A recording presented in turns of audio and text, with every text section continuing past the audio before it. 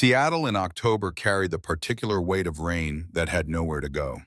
Moisture and concrete in the persistent gray sky combining into air that felt less like atmosphere and more like something you had to push through just to move forward. The city woke before its people did, freight trucks rumbling along I-5 and shift workers clocking in at Boeing Field, where the smell of jet fuel mixed with salt water from Elliott Bay creating the particular industrial perfume that defined this corner of the Pacific Northwest.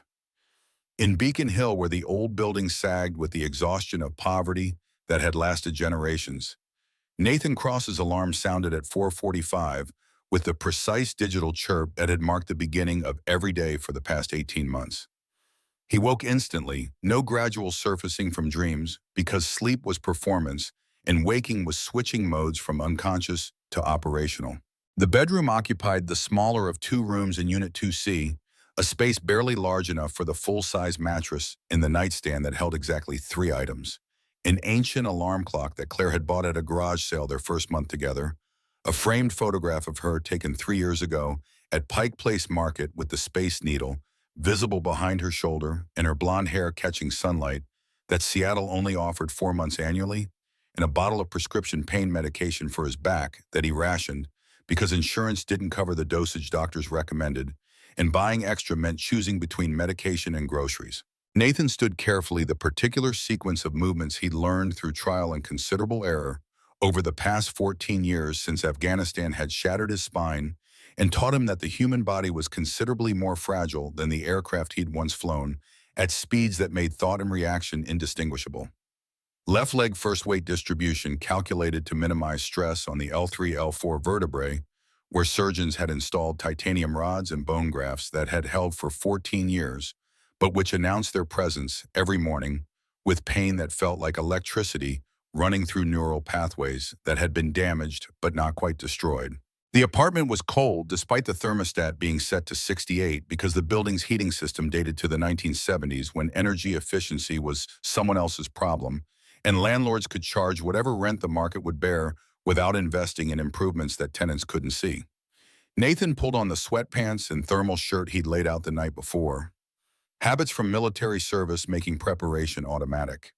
Even when exhaustion suggested that thinking ahead was optional, and moved through the narrow hallway toward the kitchen, where morning light hadn't yet penetrated the windows that faced east into the shadow of taller buildings.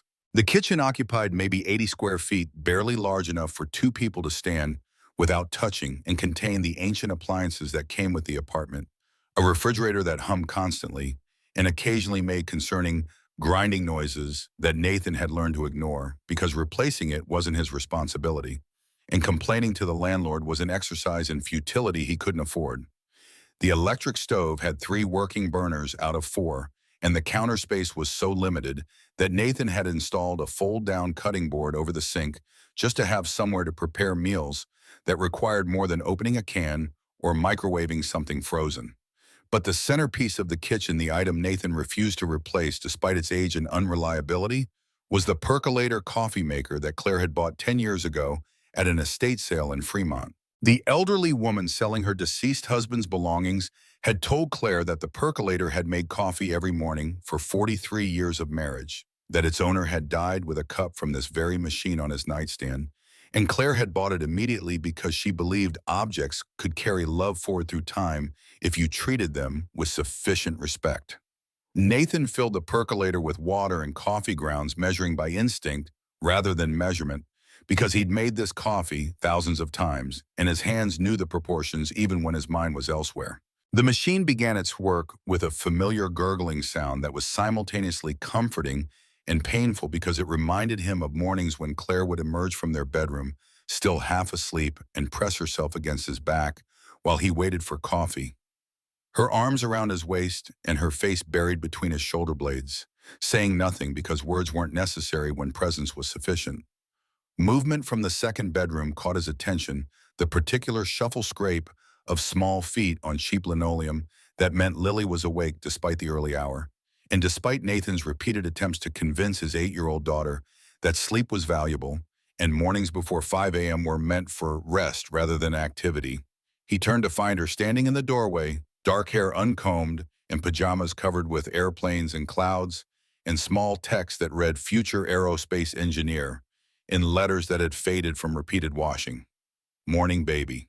Nathan kept his voice gentle, not wanting to suggest that being awake this early was somehow wrong, even though a responsible parent would probably enforce better sleep hygiene. What are you doing up? Lily crossed the kitchen and climbed onto one of two mismatched chairs at the small table that served as dining room workspace and craft area, depending on the hour and need. Her sketchbook lay open on the table where she'd left it the night before, and Nathan could see the detailed drawings she'd been working on, a perfect rendering of an F-35 Lightning II, with the Ashford Aerospace Technologies logo visible on the tail section, complete with technical annotations about thrust-to-weight ratios and stealth coating specifications that no 8-year-old should understand, but which Lily had taught herself from YouTube videos and library books about aviation that she checked out with the dedication of someone twice her age. I couldn't sleep. She pulled the sketchbook closer, studying her own work with the critical eye of someone who knew the difference between good and accurate. Dad, do you think the composite materials they use on the Ashford Talon 9 could reduce weight by 40%, like the articles say? Because that seems really high compared to the F-22 specifications. Nathan poured coffee into a mug that had belonged to Claire, the ceramic handle worn smooth from years of use, and wondered not for the first time whether having a daughter who could discuss aerospace engineering at an age when most children were still mastering multiplication tables was blessing or curse. Probably both. The intelligence was Claire's, the obsessive focus was his, and the combination created a child who was simultaneously extraordinary and heartbreaking, because Nathan could give her intelligence and love, but couldn't give her the opportunities that intelligence deserved. The composite materials are carbon fiber reinforced polymers with a honeycomb core structure. Nathan sat down across from Lily, his back protesting the movement, with its usual morning complaint about positions held too long and muscles that had been damaged when he'd hit the cliff face at terminal velocity 14 years ago. 40% weight reduction is achievable if you're comparing to older aluminum alloys, but you have to factor in manufacturing complexity and cost per unit. The Talon 9 is designed for military contracts where performance matters more than price. Lily nodded seriously, making a note in the margin of her drawing with a mechanical pencil she'd probably stolen from his work bag. When I design planes, I'm going to figure out how to make them lighter and cheaper so that countries that can't afford the expensive ones can still have good aircraft for defense. The statement was so earnest and so impossibly idealistic that Nathan felt something crack in his chest, the particular pain that came from loving someone so much that their dreams became more important than your own survival. He reached across the table and covered her small hand with his larger one, calloused from mops and cleaning supplies, rather than flight controls and throttles, and tried to find words that would be honest without being devastating. That's a good goal, sweetheart.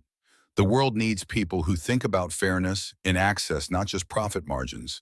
You keep working on those designs, and maybe one day you'll build something that changes everything.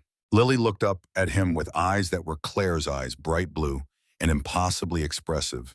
The kind of eyes that made lying difficult because they saw through evasion with the clarity of someone who hadn't yet learned that adults lied constantly to protect themselves and their children from truths that felt too heavy to carry. Do you think Mom would be proud of me? Doing this airplane stuff, Nathan's throat tightened with the grief that never quite went away. No matter how much time passed or how many therapists told him that healing was possible, if you just gave yourself permission to feel the pain fully and then release it, like emotions were weather patterns that move through you rather than permanent installations that define your internal landscape.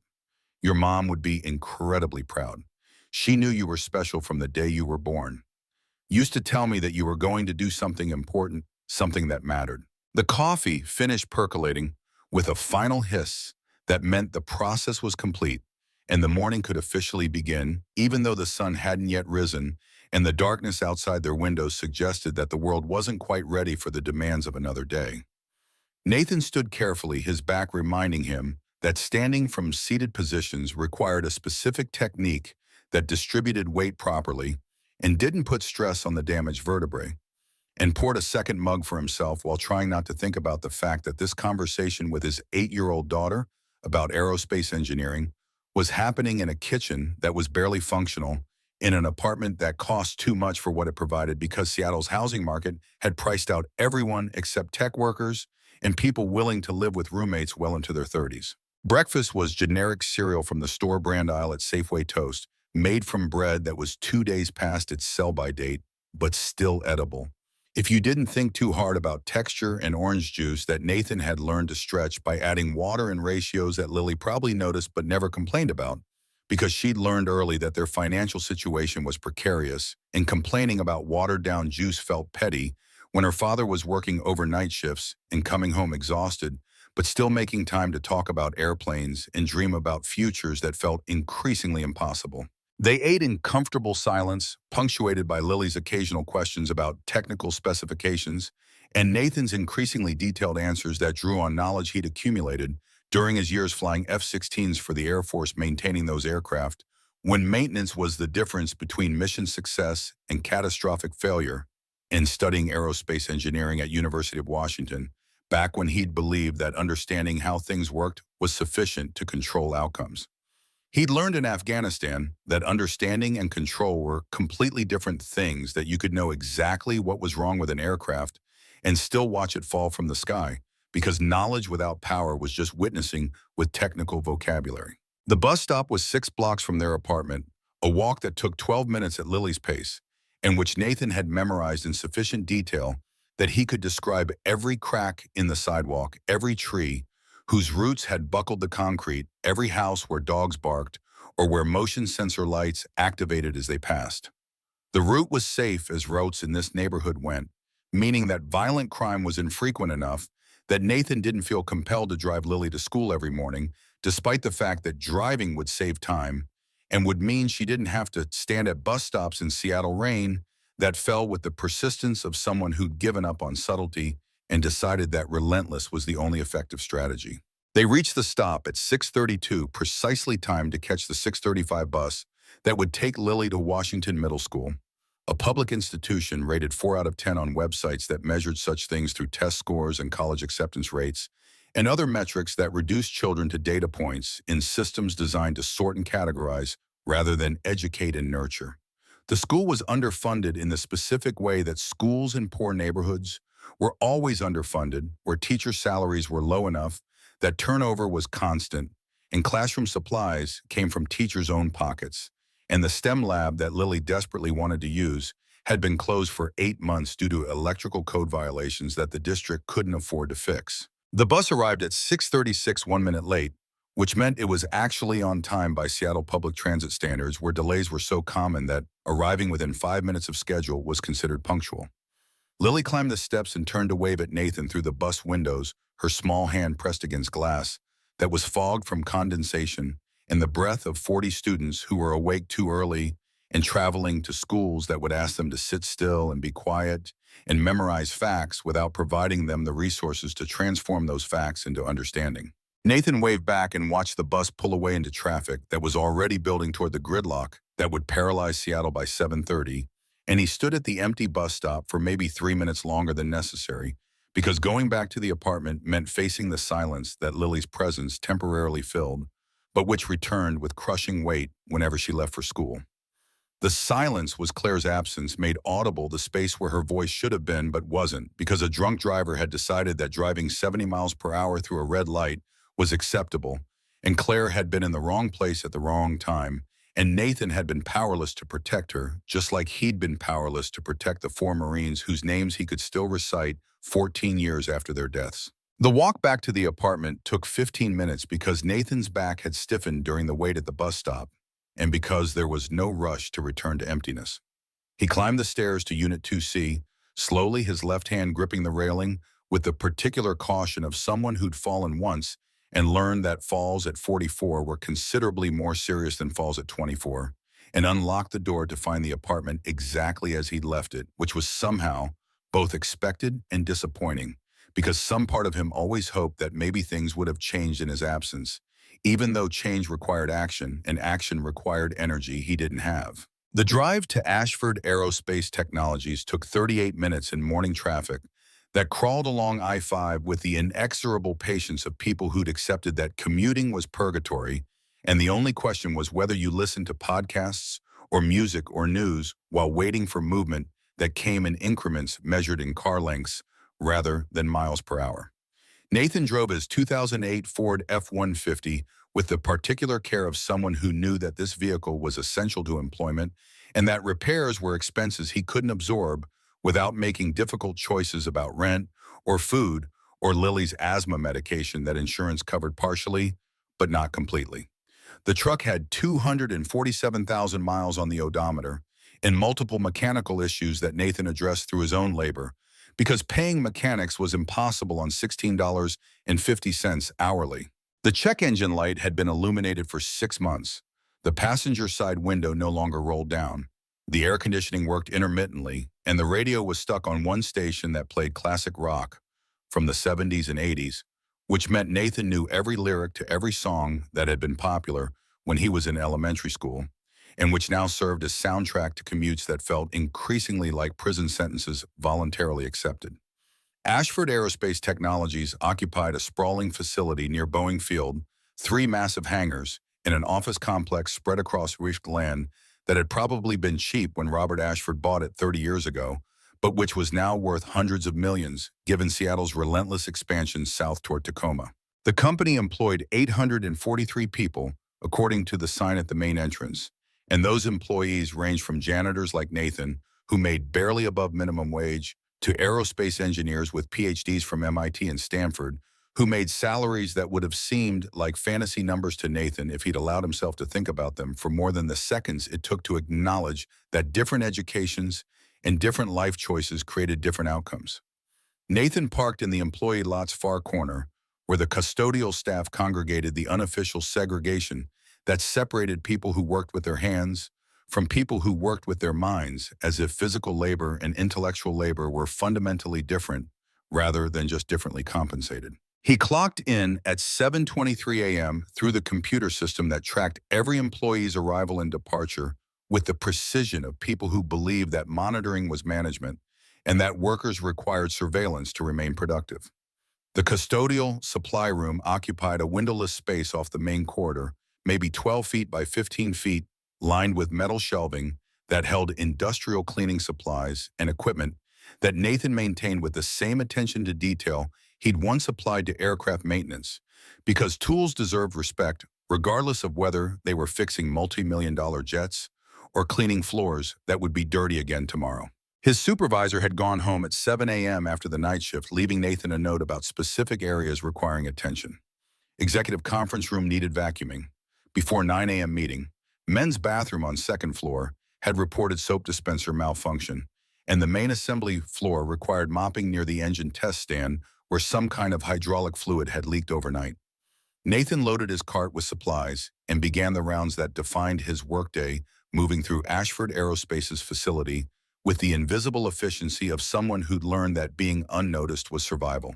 He mopped floors while engineers walked past discussing technical specifications without acknowledging his presence, emptied trash cans that held discarded calculations and coffee cups, cleaned bathrooms where executives washed their hands after meetings that determined the fates of hundreds of employees, including Nathan himself, though those executives would never know his name or recognize his face or consider for even a moment that the man cleaning their toilets had once flown combat missions in aircraft more sophisticated than anything Ashford Aerospace currently produced. The invisibility was intentional and necessary because visibility meant questions Nathan couldn't answer without revealing a past he'd spent 14 years trying to forget. People who knew he'd been a pilot wanted to know why he wasn't flying anymore. And that question led to explanations about Afghanistan and spinal injuries and PTSD and the 4 dead Marines whose families had received folded flags and condolence letters that explained their sons and husbands and fathers had died serving their country, as if service and death were synonymous, and as if dying for your country was somehow more meaningful than living for your family. Nathan had learned that heroism looked different from the ground than it did from 30,000 feet, that the people who called you brave were rarely the ones who had to live with the consequences of your bravery, and that medals and commendations couldn't pay rent or buy groceries or explain to your 8-year-old daughter why her father pushed a mop instead of flying planes. So he stayed invisible, cleaned floors, collected his paycheck every 2 weeks, and told himself that honest work was sufficient even when every cell in his body screamed that this wasn't what he was meant for, that his hands remembered the weight of flight controls, and his body remembered the feeling of velocity, and his mind remembered calculations that made metal and physics and thrust and lift combine into something that transcended the Earth's pull.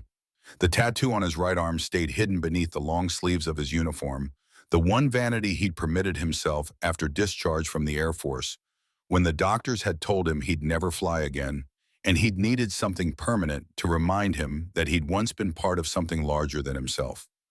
The design was simple: two steel wings crossed at the base, stylized and angular, with the words Greyhawk Squadron curved above them in letters that looked like they'd been forged rather than drawn. Below the wings were four small stars representing the four pilots who'd died, and one larger star representing the missions they'd flown together before everything had ended in Afghanistan, with sand and fire and a cliff face that had shattered his spine and his future simultaneously.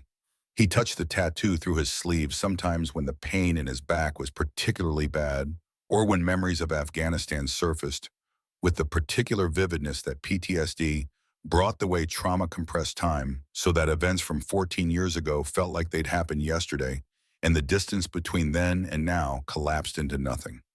The touch was grounding, a reminder that he'd been real once, that Captain Nathan Cross of the United States Air Force had existed and had mattered and had saved lives, even if the cost of those saves had been his own ability to do the thing he loved most. At 9:15 a.m., Nathan was mopping the floor near the main assembly area where Ashford Aerospace's latest project was visible behind security glass.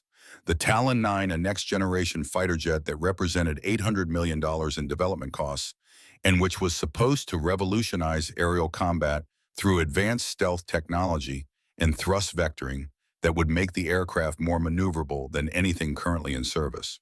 The plane was beautiful in the specific way that aircraft were beautiful when engineers prioritized function over form and discovered that optimal aerodynamics created lines that looked like art. Nathan paused in his mopping to study the Talon 9 through the glass, his trained eye identifying design choices that indicated the priorities of the engineering team. The angle of the wing suggested emphasis on high-speed performance rather than low-speed maneuverability. The intake positioning meant they were prioritizing stealth over maintenance, accessibility, and the overall configuration suggested this aircraft was designed for air superiority missions rather than close air support or ground attack. It was the kind of plane he would have loved to fly back when flying was still possible, back when his spine was intact and his career was ascending, and the future felt like something you could plan for rather than something that happened to you whether you were ready or not. The inscription on the Talon 9's fuselage was visible even from 30 feet away, the Latin phrase that someone had chosen as the aircraft's unofficial motto, per aspera ad astra. It threw hardships to the stars. The irony wasn't lost on Nathan, who'd been through hardships that had taken him from the stars and deposited him firmly on the ground with a mop in his hand and a paycheck that barely covered rent. But he appreciated the sentiment, even if the reality was that some hardships didn't lead to stars, but just to different hardships compounded by the first ones, until you forgot what it felt like to not be struggling. Voices approached from the corridor, the particular click of high heels on polished concrete that meant executives rather than engineers.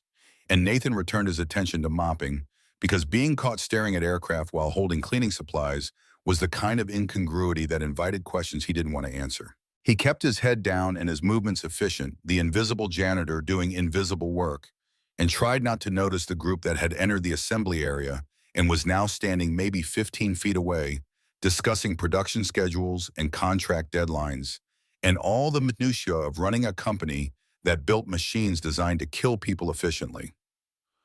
The voice that rose above the others was female, cold and precise, the kind of voice that suggested its owner had learned that warmth was weakness and that authority required distance. Nathan didn't look up, but he could hear the conversation clearly, the acoustics of the assembly area carrying sound in ways that meant privacy was an illusion, unless you were actively trying to prevent being overheard. The timeline for Talon 9 delivery is non-negotiable. The voice belonged to someone used to being obeyed without question. Pentagon has already paid the first installment, and they expect prototype completion by January 15th. That's 11 weeks. We're currently 3 weeks behind schedule due to the propulsion system integration issues. A male voice responded, older and more deferential. Miss Ashford, the engineering team is confident we can make up time once the turbine blade supplier resolves their quality control problems.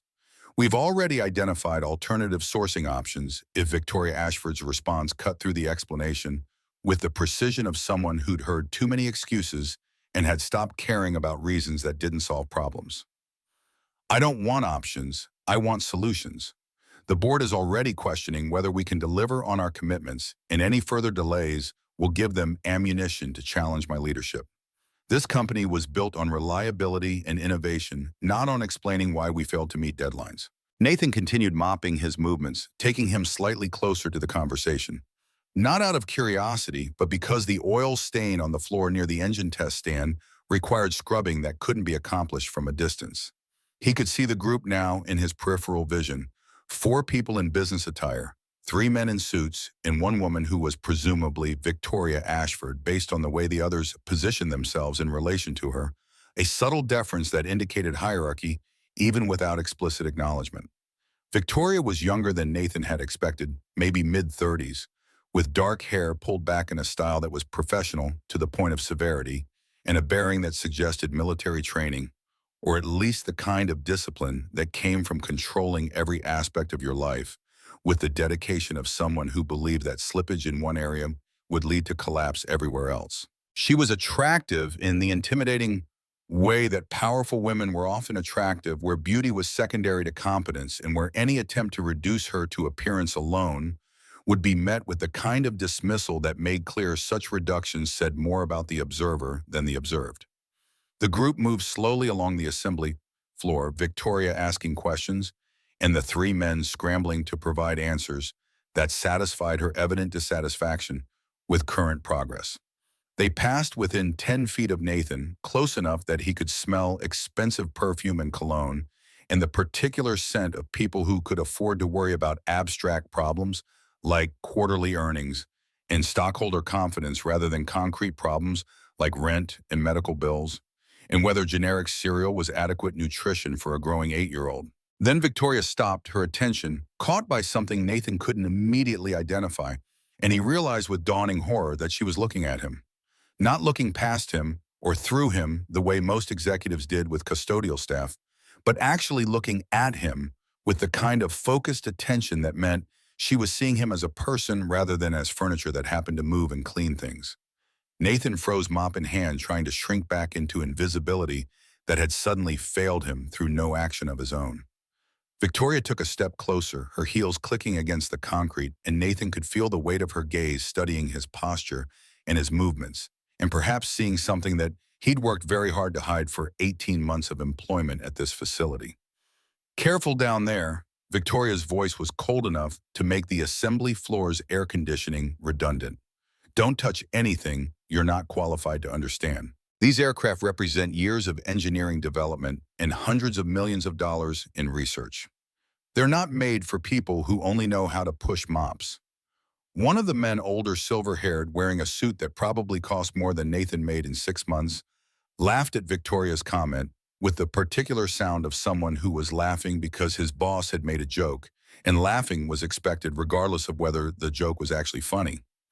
Miss Ashford, should we be concerned about security protocols? Having janitorial staff this close to classified aircraft during development seems like a potential vulnerability. Victoria's expression didn't change, but her voice carried a note of satisfaction that suggested the man's comment had validated something she'd already been thinking. You raise a good point, Richard. We should review access procedures and make sure that personnel without appropriate clearances are restricted to areas that don't contain proprietary technology. The last thing we need is a security breach because someone was careless about who goes where.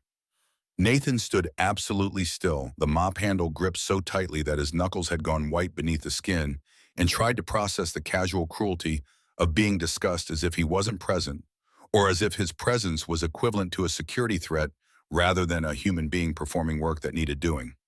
The urge to speak, to defend himself, to explain that he understood these aircraft better than most of the engineers who designed them was overwhelming and impossible because speaking meant revealing knowledge he wasn't supposed to have, and revealing that knowledge meant inviting questions that would unravel the carefully constructed invisibility that was his only protection. Another man in the group, younger and clearly uncomfortable with the direction the conversation had taken, tried to smooth over the awkwardness. I'm sure the custodial staff have been properly vetted through our standard background check procedures. There's probably no real concern about Richard cut him off with the confidence of someone who'd learned that interrupting was acceptable when you were senior enough that politeness was optional. The point isn't about individual clearances, it's about establishing clear boundaries between skilled labor and support staff. Jet engines aren't made for people whose primary qualification is knowing which cleaning solution removes which type of stain. No offense to the gentleman, but there's a reason why we have engineers and there's a reason why we have janitors, and mixing those categories creates confusion about who's responsible for what. Victoria nodded in agreement, her gaze still fixed on Nathan, with the kind of attention that felt like accusation, even though he'd done nothing except exist in a space where his existence was apparently problematic. The man has a point. We pay engineers six-figure salaries because they've invested years in education and have demonstrated expertise in complex systems. Expecting someone without that background to understand what they're looking at when they see something like the Talon 9 is unrealistic. It's not an insult, it's just recognition that different jobs require different skills. Nathan lowered his eyes and returned to mopping his face, burning with humiliation. That had nothing to do with shame and everything to do with rage. That had nowhere to go except inward, where it would compound with the existing anger he carried about Afghanistan and Claire's death and every other injustice that had accumulated over 14 years of learning that the world didn't care about fairness or merit or any of the things people pretended mattered when they were trying to sleep at night. The group moved on their conversation, shifting to production timelines and contract milestones, and Nathan was left alone with his mop and his fury, and the particular kind of pain that came from being invisible, except when your visibility served to remind others of their superiority. He finished mopping the floor with mechanical precision, his movements economical and efficient, because efficiency was all he had left, the one skill that had survived the transition from pilot to janitor, and which allowed him to take pride in doing work that others considered beneath notice. The oil stain came out with sufficient scrubbing, the floor gleamed under the assembly area's harsh fluorescent lighting, and Nathan returned to the custodial supply room to empty his mop bucket and prepare for the next task on his supervisor's list. But the Talon 9 stayed with him, visible through windows and doorways as he moved through the facility, the aircraft that represented everything he'd lost and everything he could no longer be.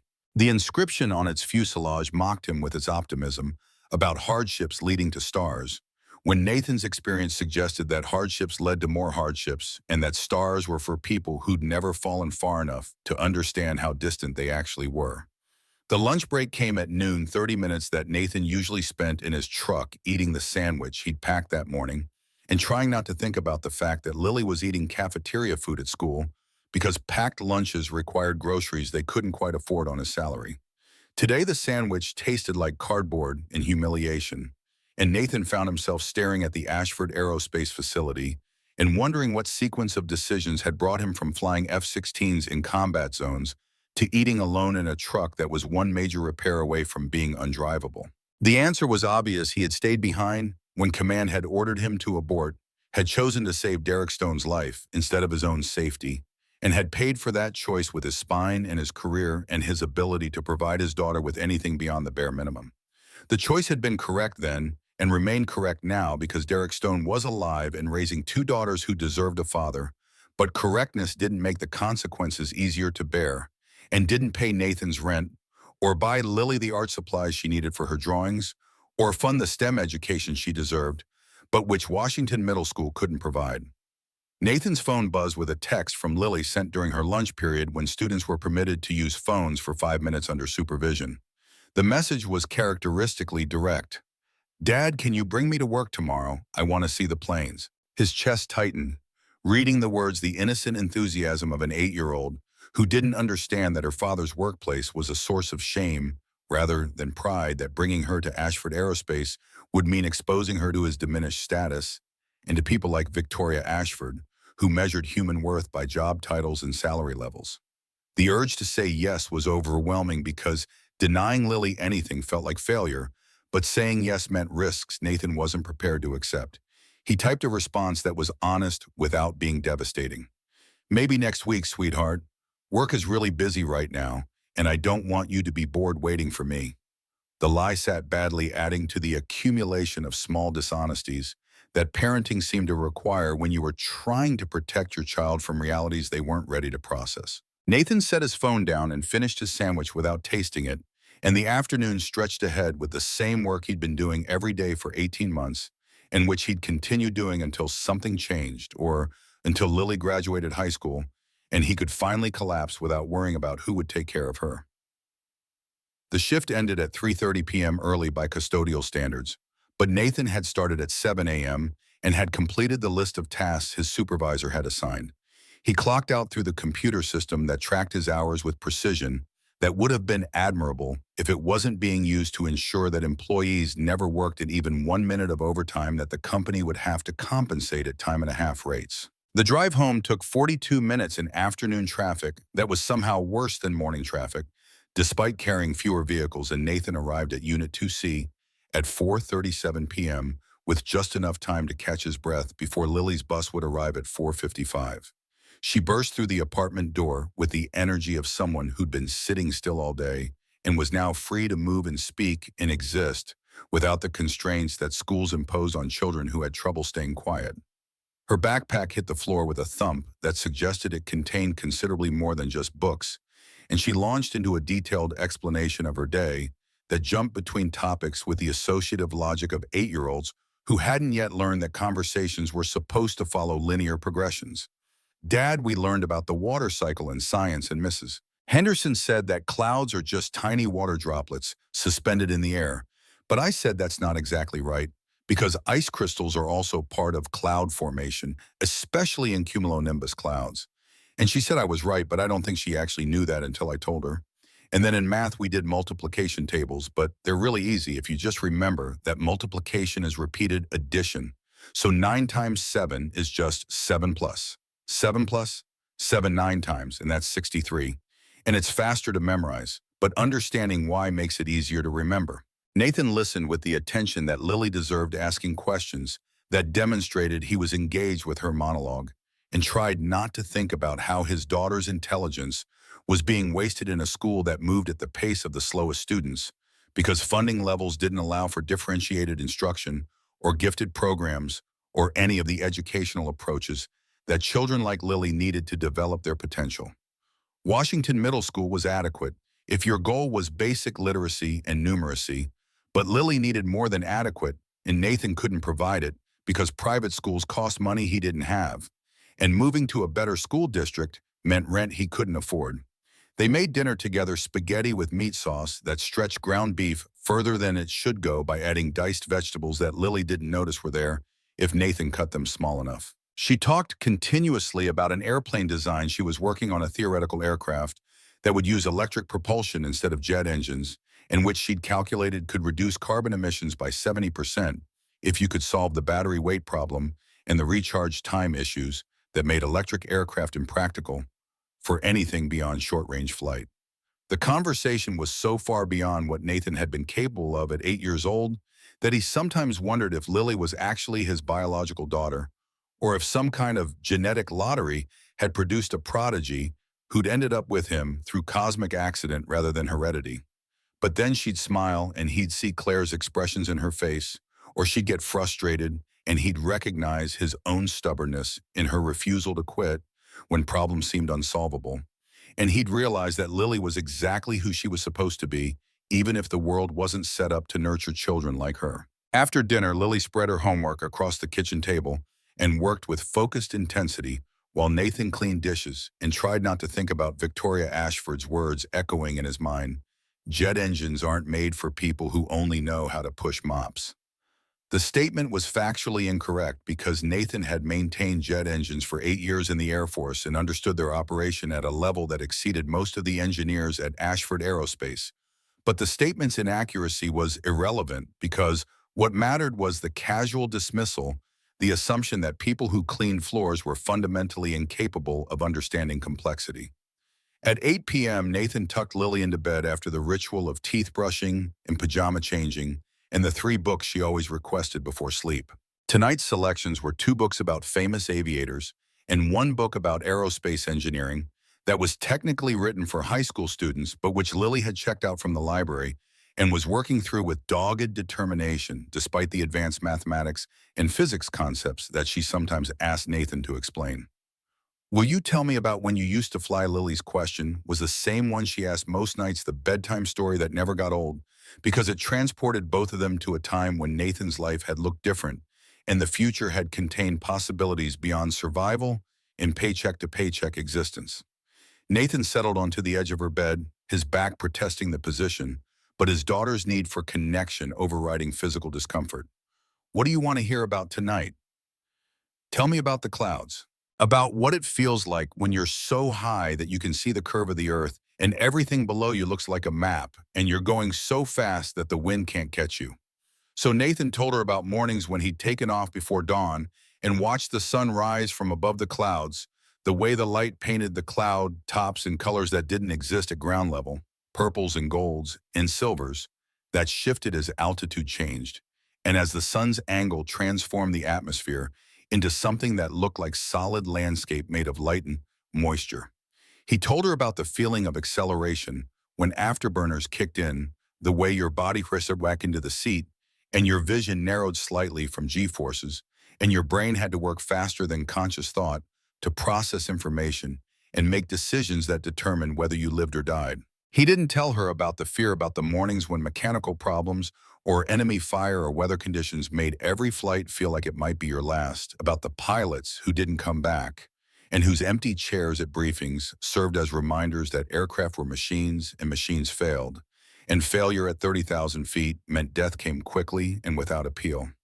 He didn't tell her about Afghanistan or about the four Marines whose names he could recite, but whose faces sometimes blurred together in his memory, because trauma did strange things to recall, and sometimes protecting yourself from remembering meant losing details you wanted to preserve. Lily fell asleep before Nathan finished the story, her breathing settling into the deep rhythm that meant she was truly unconscious rather than just resting, and he stood carefully from her bed and turned off the light and stood in her doorway for several minutes, watching her sleep with the particular terror of single parents who understood that this child's entire well-being rested on his shoulders and his shoulders alone.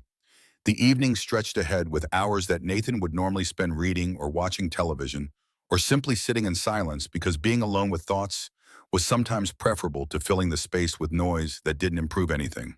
But tonight he found himself pulling out the box he kept in his closet, the cardboard box that contained everything from his Air Force career that he hadn't thrown away after discharge, photographs of his squadron commendation, letters from commanding officers, the flight logs that documented every mission he'd flown, and the medal he'd refused to accept at the ceremony, but which had been mailed to him anyway with a note saying that refusing recognition didn't make the actions less worthy of honor. Nathan spread the photographs across his bed, studying faces of men he hadn't seen in 14 years and had deliberately lost contact with, because maintaining those connections meant staying connected to a part of himself that was too painful to access regularly. There was Derek Stone, looking impossibly young at 24, grinning in front of his F-16 before the mission that would nearly kill him and would definitely end Nathan's flying career. There were the four pilots who died: James Whitmore with his easy smile and his tendency to quote obscure movies, Andre Santos, who'd been planning to propose to his girlfriend when deployment ended, Danny Chen, who'd been writing a novel about the war and who'd filled notebooks with observations that would never be published, Mike Rodriguez, who'd had a laugh that could fill your room and who'd been 2 weeks from rotating home when he died. The faces stared back at Nathan across 14 years frozen in time while he'd aged and changed and become someone they wouldn't recognize if they could see him now. Captain Nathan Cross had been confident and capable and respected by his peers, a pilot who other pilots wanted to fly with because they trusted his judgment and his skills. The man looking at these photographs was a janitor who cleaned floors and hid his past and couldn't provide his daughter with opportunities she deserved, and the distance between those two versions felt insurmountable. Nathan returned the photographs to the box and pushed it back into the closet where it belonged, out of sight, if not quite out of mind, and tried to sleep despite the pain in his back that had worsened throughout the day, and despite the echo of Victoria Ashford's words that kept replaying, "They're not made for people who only know how to push mops." Wednesday morning arrived with the same gray sky and persistent rain that defined October in Seattle, and Nathan went through his routine with the mechanical precision of someone who'd learned that survival meant not thinking too carefully about whether the life you were surviving was actually worth the effort. Lily woke early again, her internal clock apparently set to hours that would serve her well in some future career that required dedication but which currently just meant she was tired at school and had trouble sleeping at night. The bus took her away at 6:36, and Nathan drove to Ashford Aerospace and clocked in at 7:22 and began the same work he'd been doing for 18 months, cleaning floors that would be dirty again tomorrow, and bathrooms that would be used within minutes of his finishing them, and spaces that accumulated the detritus of 843 employees who thought about janitors approximately never except when trash cans were full or spills needed cleaning. At 11:47 a.m., Nathan received a text from his supervisor. Your shift changed, someone called in sick. Need you to stay until 6 p.m. today, overtime approved. The message was both good news and bad news, simultaneously good because overtime meant time and a half pay, and bad because staying until 6 p.m. meant he couldn't pick up Lily from school and would have to make alternative arrangements that were complicated and expensive. He called Lily's school and explained the situation and was told that extended care was available until 6:30 p.m. for an additional $12 daily, and Nathan agreed because $12 was less than he'd make in the additional hours, and because being a single parent meant making these calculations constantly and hoping that the math worked out in your favor. At 2:43 p.m., Nathan was cleaning the executive wing bathrooms when his phone rang with a call from an unfamiliar number that his first instinct was to ignore because unknown callers were usually either telemarketers or collections agencies, and neither conversation was one Nathan wanted to have. But something made him answer, perhaps the vague possibility that it was Lily's school calling with an emergency, and he pressed the phone to his ear with his free hand, while his other hand continued scrubbing a sink that had accumulated soap scum that suggested executives were no better at cleaning up after themselves than anyone else. Cross. The voice was female, young, uncertain. This is Jennifer from the Ashford Aerospace Security Office. We have a situation with your daughter.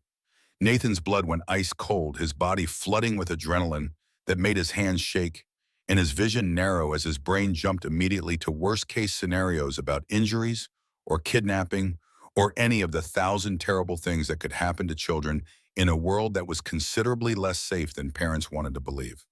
What happened? Is she hurt? No, sir, she's not hurt.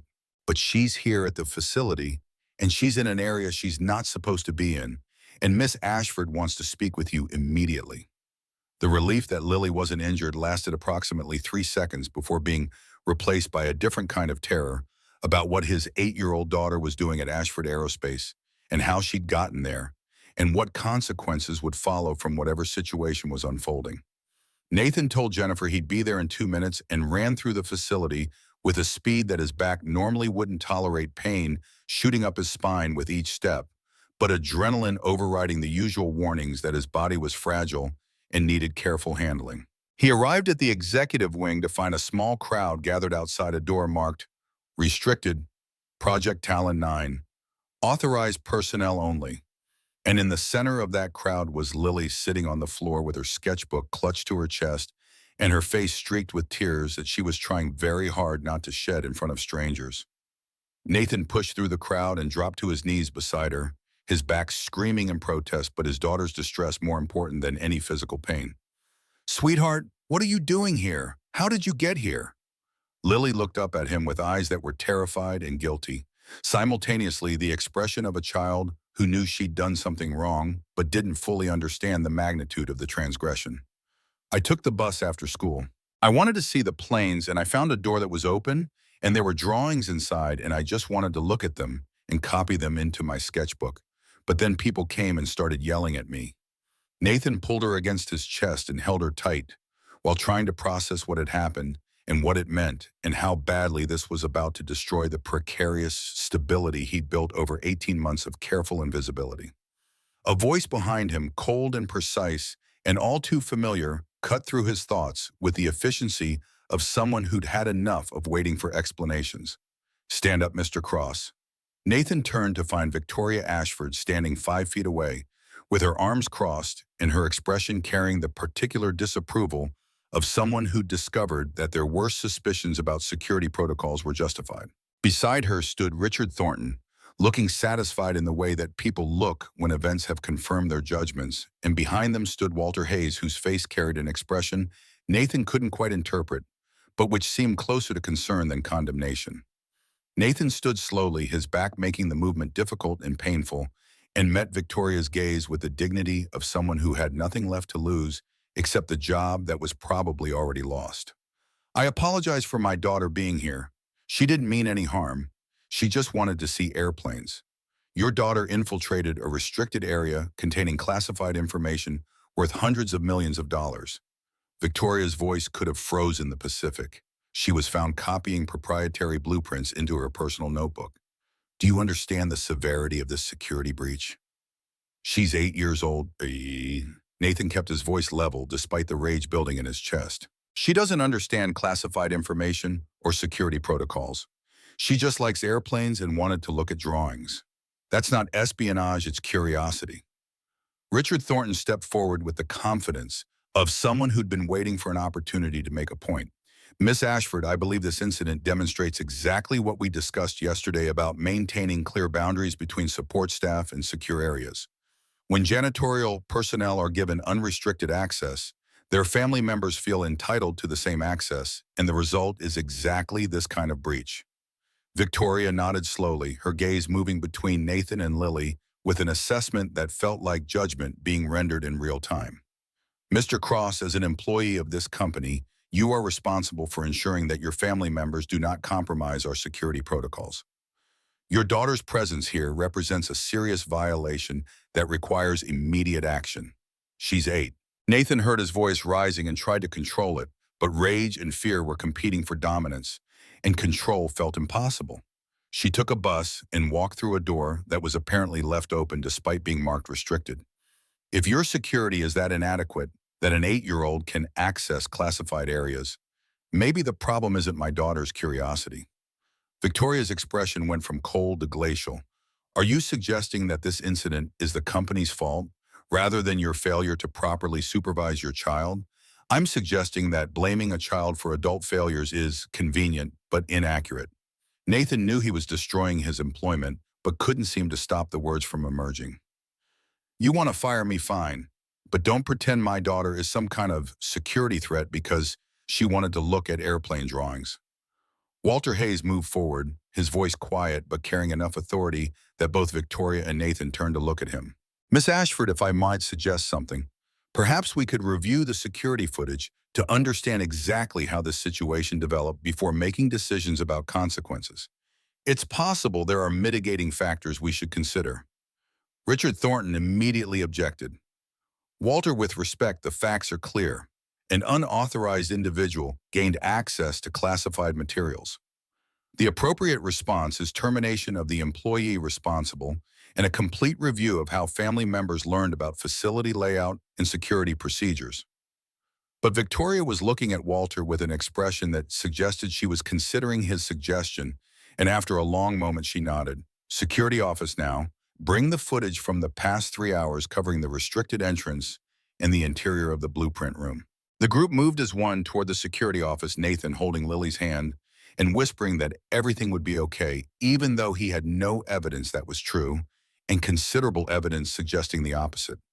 The security office occupied a windowless room filled with monitors showing camera feeds from throughout the facility, and the security chief pulled up the requested footage with efficient keystrokes that suggested he'd been expecting this request. The footage showed Lily arriving at Ashford Aerospace's main entrance at 3:17 p.m., walking with the confidence of someone who belonged there, despite being obviously too young to be an employee. She'd approached the security desk, and the guard on duty, an older man Nathan recognized but whose name he didn't know, had smiled at her and apparently asked what she was doing, and Lily had said something that made him laugh and wave her through without checking identification or calling anyone to verify she had permission to be there. Richard Thornton immediately seized on this. There's your security failure. Guard didn't follow protocol for visitor screening. He should be terminated immediately.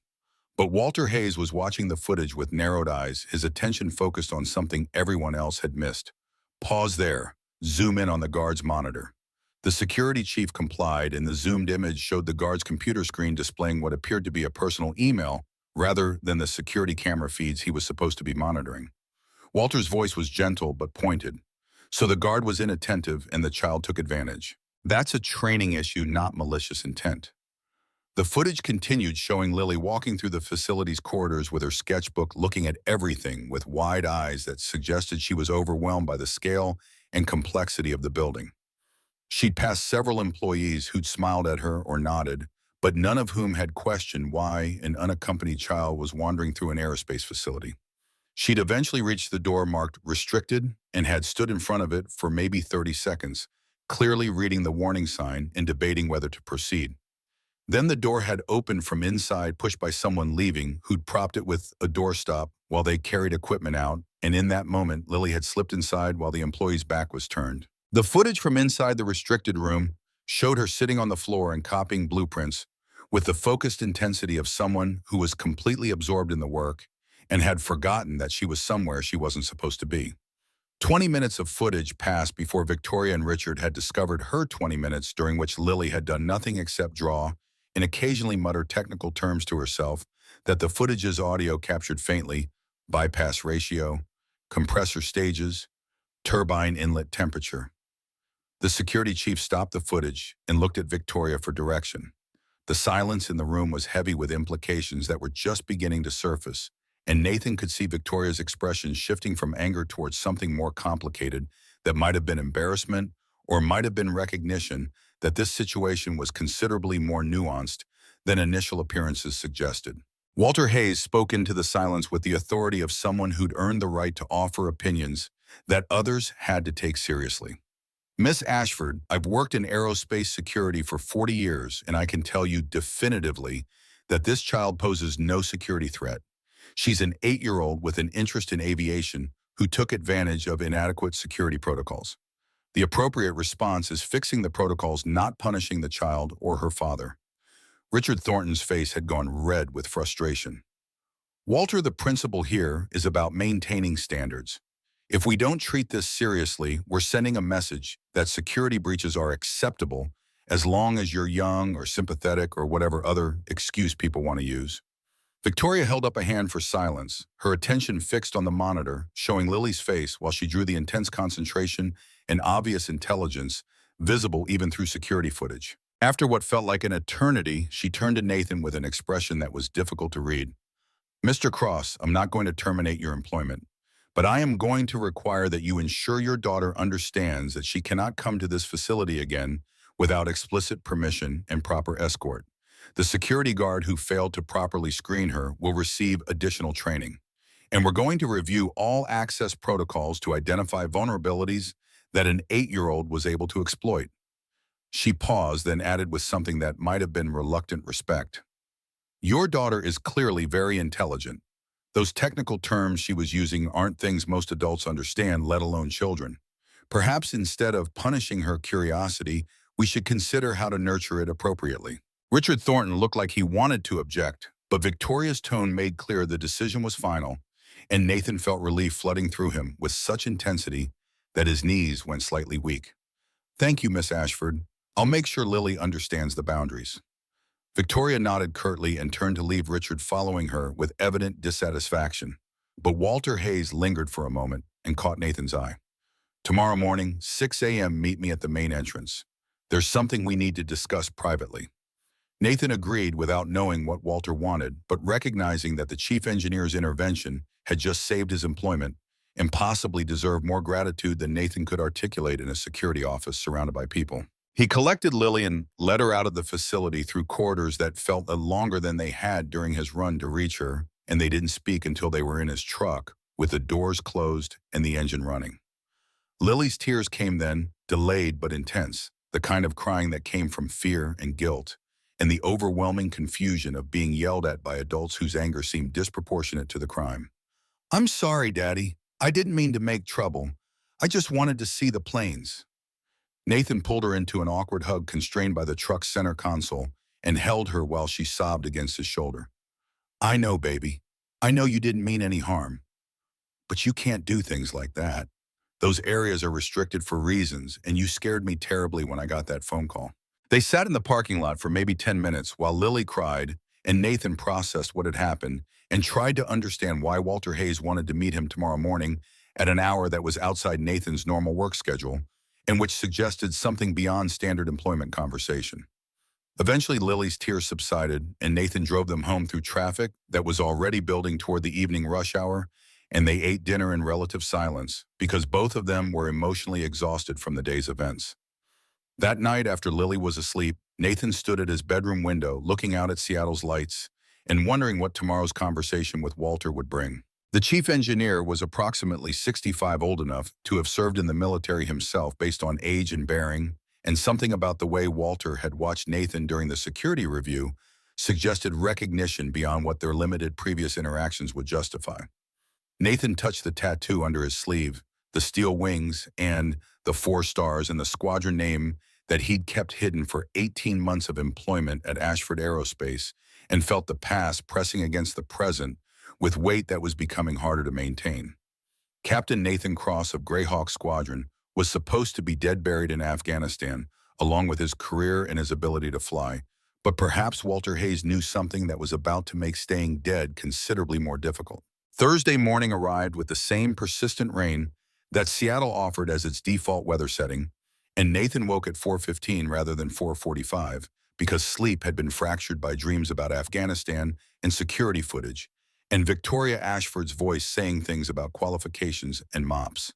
He made coffee in Claire's percolator and tried not to think about the meeting with Walter Hayes that would happen in 90 minutes, tried not to speculate about what the chief engineer wanted to discuss at 6 a.m. outside normal working hours and away from witnesses who might overhear conversations that were apparently meant to be private. Lily woke at 5:30 complaining about nightmares where people were yelling at her about drawings and doors and rules she didn't understand, and Nathan held her and promised that everything would be okay, even though he had no evidence supporting that claim, and considerable evidence suggesting that yesterday's incident had set something in motion that couldn't be stopped, regardless of how much Nathan wanted to return to comfortable invisibility. He made her breakfast and walked her to the bus stop earlier than necessary because the meeting with Walter meant Nathan needed to leave before Lily's normal departure time. And he watched the bus take her away while rain soaked through his jacket because he'd forgotten an umbrella in his distraction. The drive to Ashford Aerospace took 32 minutes through morning traffic that was lighter than usual due to the early hour, and Nathan arrived at 5:53 to find the parking lot mostly empty except for the vehicles that belonged to night shift workers who'd be leaving within the hour. Walter Hayes' car, a silver Honda Accord that was practical and unremarkable in the way that engineers' cars often were, sat near the main entrance, and Walter himself stood under the awning, smoking a cigarette, with the guilty posture of someone who'd quit years ago, but occasionally relapsed when stress exceeded willpower. Nathan approached slowly, his back protesting the cold and the rain and the early hour that meant muscles hadn't had time to warm up and loosen. Walter saw him coming and stubbed out the cigarette with the efficiency of someone who didn't want to be caught smoking by people who disapprove, and gestured for Nathan to follow him away from the entrance, where security cameras and potential witnesses would make privacy impossible. They walked around the building's perimeter until they reached a loading dock that was sheltered from rain and deserted at this hour, and Walter leaned against the concrete wall with the weariness of someone who'd been up most of the night thinking about problems that had no easy solutions. He pulled a folder from inside his jacket, the pages protected from moisture by plastic sheeting, and held it without opening as if the contents were evidence of something he wasn't quite ready to confront directly. Captain Nathan Cross. Walter's voice was quiet but carried the authority of someone stating facts rather than asking questions. Greyhawk Squadron, United States Air Force. 8 years active duty, multiple deployments to Iraq and Afghanistan, honorable discharge, 2010, following injuries sustained during classified rescue operation. Recipient of the Distinguished Flying Cross 2 Air Medals and the Purple Heart for wounds received in action. Refused Silver Star nomination on grounds that the mission resulted in casualties that made recognition inappropriate. Nathan's hands went cold despite the relative warmth of the loading dock, and he fought the urge to turn and walk away because running from truth was cowardice. And cowardice was the one thing Nathan couldn't tolerate in himself, even when everything else about his life felt like failure.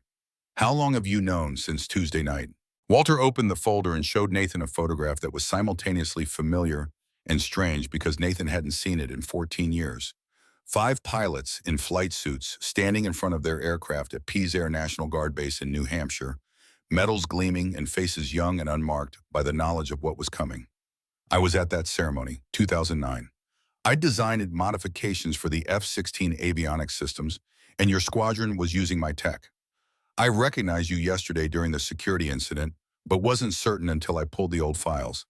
Nathan studied the photograph and saw himself at 30, confident and capable, and completely unaware that within 18 months he'd be lying in a hospital bed in Germany, being told that his flying career was over, and that the four men he'd failed to save were being buried while he recovered.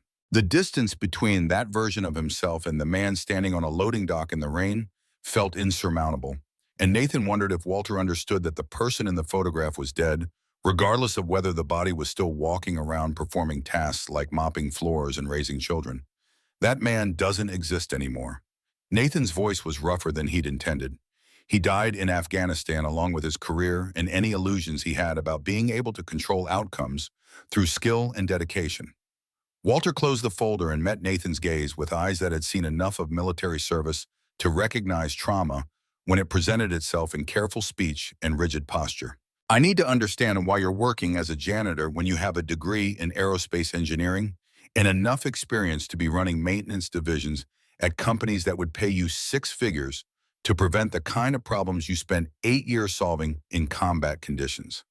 The question was reasonable, and Nathan had rehearsed answers during the 18 months he'd been employed at Ashford Aerospace, explanations that were true without being complete and which satisfied curiosity without inviting the follow-up questions that would lead to conversations Nathan didn't want to have with anyone, including himself. But something about Walter's directness in the early morning hour and the exhaustion from yesterday's crisis made evasion feel like more effort than honesty, and Nathan found himself answering with truth he'd been avoiding for 14 years. Because in 2010, I made a choice that saved one life and ended my ability to do the job I loved. And I've spent 14 years learning that being good at something doesn't mean you get to keep doing it when your body stops cooperating. Nathan's hands clenched at his sides, nails digging into palms hard enough to hurt. I can't stand for extended periods without my back seizing up. I can't sit in ejection seats because the compression would damage my spine further. I can't pass the medical evaluations that flying requires because the Air Force doctors were very clear that I'm permanently grounded and any attempt to fly would risk paralysis or death. He paused, breathing through the anger that always accompanied discussions of his limitations, then continued with the rest of the truth that made invisibility necessary. And I can't work in aerospace engineering divisions because that means supervision and responsibility and making decisions that affect whether aircraft stay in the air or fall from the sky. And I already carry the weight of four men whose deaths I couldn't prevent, despite doing everything correctly according to training and protocols and every rule that was supposed to keep people alive. Walter listened without interrupting his expression, carrying the patience of someone who understood that trauma required space to articulate itself, and that rushing confession made truth harder to access rather than easier.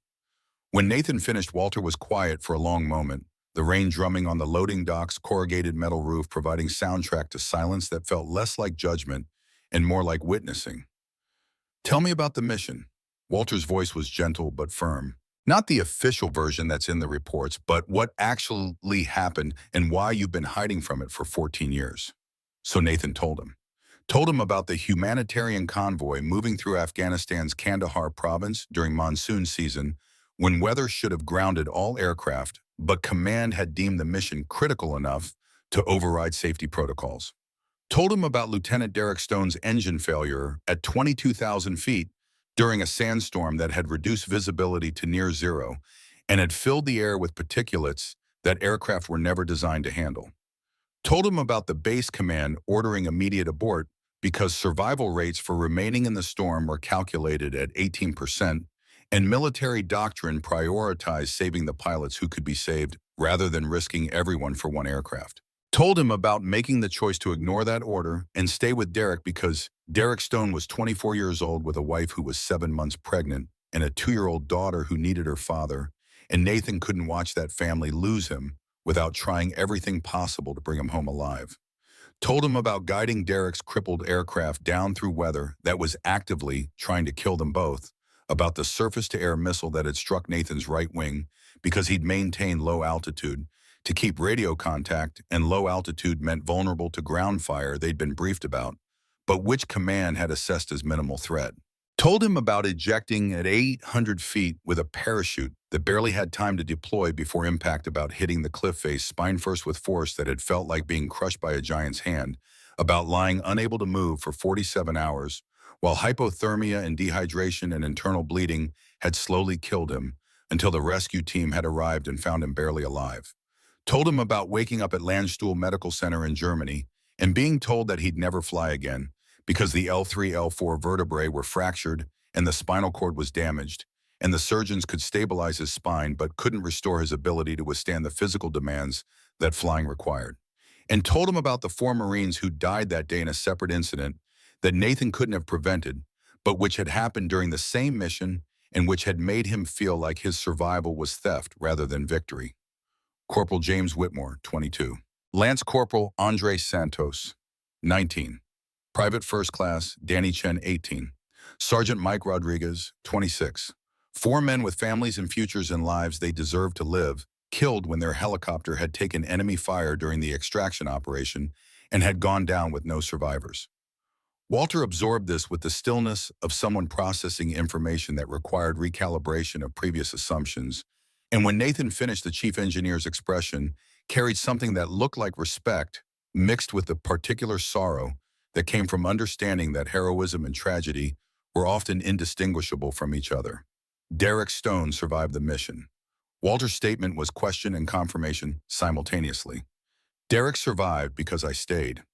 Nathan's voice was flat with the emotional exhaustion that came from reliving trauma that was supposed to be buried. He's a major now, works at the Pentagon as a liaison to defense contractors. Has 3 daughters, the youngest one born 2 months after the mission. Sends me a card every year on the anniversary thanking me for saving his life. And every year I wonder if the trade was worth it, because I lost my wings, and those 4 Marines lost everything, and Derek gets to fly missions while I mop floors. The calculation you're making is false. Walter's voice carried the authority of someone who'd made similar calculations and had learned they led nowhere useful. You didn't kill those Marines. Nah. They died because war is chaos and aircraft fail, and sometimes people die despite everyone's best efforts. And Derek Stone is alive because you made a choice that cost you everything, which makes you exactly the kind of person this world needs more of rather than less. Nathan wanted to argue, but exhaustion made disagreement feel pointless, and Walter was already moving forward with purpose that suggested the conversation's direction was shifting from confession to revelation. There's something else you need to know. Something about why I asked you here instead of having this conversation during normal work hours where other people might overhear. Walter pulled a second photograph from the folder, this one showing a silver-haired man in his 60s standing beside a younger pilot in front of an aircraft that Nathan recognized immediately as an older model fighter jet that had been used during test flights in Afghanistan. The photograph had been taken at altitude based on the cloud formations visible in background, and both men were smiling with the particular relief of people who'd survived something that could have killed them. Robert Ashford, Walter pointed at the silver-haired man. Victoria's father, founder of this company, the man whose legacy she's trying to preserve, while a board full of corporate raiders tries to convince her that women don't belong in CEO positions. This photograph was taken in 2009 during a test flight of experimental navigation systems that the Air Force was evaluating for procurement. The aircraft suffered catastrophic hydraulic failure at 18,000 feet, complete loss of control surfaces, and the pilot managed to guide it down safely through weather conditions that should have made survival impossible. Nathan stared at the photograph and felt memories surfacing, despite his efforts to keep the past-buried recognition flooding through him as he studied the pilot's face that was younger, but unmistakably his own. I remember that flight. The hydraulics failed due to a defective seal that maintenance had replaced 2 days earlier with a part that turned out to be counterfeit. Robert was terrified, but he followed my instructions exactly, and we got the aircraft down in one piece, despite having no way to control anything except throttle and minor rudder adjustments. Walter nodded slowly. Robert told Victoria about that day. Told her that a young Air Force pilot had saved his life and had refused commendation afterward, said the pilot had told him, "Just doing my job, sir," and had disappeared before Robert could get his name recorded officially. Robert spent years trying to find that pilot, wanted to offer him a position at Ashford Aerospace, wanted to repay the debt he felt he owed. But the military had classified the mission details and erased most records when the investigation into counterfeit parts became politically sensitive. And by the time Robert had enough information to track you down, you'd already been discharged and had vanished into civilian life. Nathan processed this information with the slow comprehension of someone realizing that the past 14 years of invisibility had been built on foundations that were less stable than he'd believed. Robert Ashford died 8 months ago from complications of a stroke that he never fully recovered from, and Victoria inherited a company she loves, but a board that questions her competence and authority at every opportunity. She's become hard and cold because she's learned that showing weakness means losing control, and losing control means losing everything her father built. The implication was clear even before Walter articulated it directly. You saved her father's life, and she doesn't know who you are. Yesterday, she humiliated you in front of 50 people, called you unqualified to understand the aircraft you once flew and maintained, and treated your daughter like a security threat rather than a curious child. And she did all of that without knowing that the janitor she was dismissing is the man who gave her 16 more years with her father. Nathan felt something that might have been anger, or might have been grief, or might have been the exhausted recognition that irony was the universe's preferred method of teaching lessons that nobody wanted to learn. Does she need to know? Does it change anything if Victoria Ashford discovers that the janitor is a veteran who happened to save her father during a test flight 15 years ago? Walter's expression suggested he'd been expecting this question and had already prepared his answer. That's your choice to make, not mine. But I'll tell you what I think, which is that you and Victoria need each other even if neither of you recognizes it yet. She needs to remember that competence doesn't correlate with job titles and that the people she's dismissing might have more to offer than she's willing to see. And you need to remember that hiding your abilities doesn't protect you from pain. It just ensures that your abilities go to waste while you suffer invisibly. The loading dock's shelter felt inadequate against the rain that was now driving sideways with the wind, and Nathan pulled his jacket tighter while trying to decide whether Walter's assessment was wisdom or manipulation designed to serve purposes Nathan didn't fully understand. Before he could formulate a response, his phone buzzed with a text from Lily, sent during the brief window before school started, when students were permitted to use devices under teacher supervision. The message was characteristically direct. "Dad, are you mad at me about yesterday? I'm really, really sorry. I won't do it again, I promise." Nathan's throat tightened, reading the words his daughter's anxiety transmitted through text with the clarity of someone who'd learned that adulthood anger was unpredictable and that apologizing preemptively was safer than waiting to discover whether you'd be forgiven. He typed a response with cold, stiffened fingers. "Not mad, sweetheart. We'll talk after school. I love you." Walter had given Nathan space to handle the text, but was now watching him with the patient attention of someone waiting for decisions that would determine how the next chapter unfolded. Your daughter is extraordinary, 8 years old and using technical terminology that most adults with engineering degrees don't understand. She deserves opportunities that Washington Middle School can't provide, and you deserve work that uses your skills rather than wasting them on tasks any high school dropout could perform. Nathan knew Walter was right, but knowing didn't make action easier when action meant stepping out of invisibility that had protected him from questions and pity and the exhausting performance of explaining how he'd fallen from pilot to janitor in the space of one mission that had seemed correct at the time and remained correct in retrospect despite destroying his life. "I'll think about what you've said." That was the most Nathan could offer, the acknowledgement that Walter's arguments had merit without committing to changes that felt impossible even when they were necessary. Walter accepted this with a nod that suggested he understood pushing harder would accomplish nothing productive. "One more thing. There are rumors spreading through the facility about you. Started Tuesday after the security incident when some of the engineers noticed how you looked at the Talon 9, the way you moved the military bearing, that nobody who's only been a janitor would have. By this afternoon, the entire company is going to know that there's something unusual about Nathan Cross, And Victoria is going to hear those rumors, whether you want her to or not. The information landed with the weight of inevitability, the recognition that invisibility was already compromised, regardless of Nathan's efforts to maintain it. How much time before the rumors reach her directly? Walter checked his watch with the precision of someone who'd been tracking timelines. Based on how gossip moves through aerospace facilities, I'd estimate you have maybe 6 hours before someone says something to Victoria that makes her start investigating your background seriously. And once she starts digging, she's going to find the classified flags on your military records. And once she finds those flags, she's going to want answers that you'll have to provide or risk losing your employment for withholding material information. Nathan closed his eyes and tried to calculate whether 6 hours was enough time to prepare for exposure or whether preparation was even possible when the past 14 years had been built on the foundation of nobody knowing who he'd been before Afghanistan had taken his wings and Claire's death had taken what remained of his will to be visible. The math was impossible because there were too many variables and too many ways that revelation could cascade into consequences he couldn't control. Thursday became Friday through the relentless progression of hours that refused to stop just because Nathan wanted time to think and plan and prepare for changes that were arriving whether he was ready or not.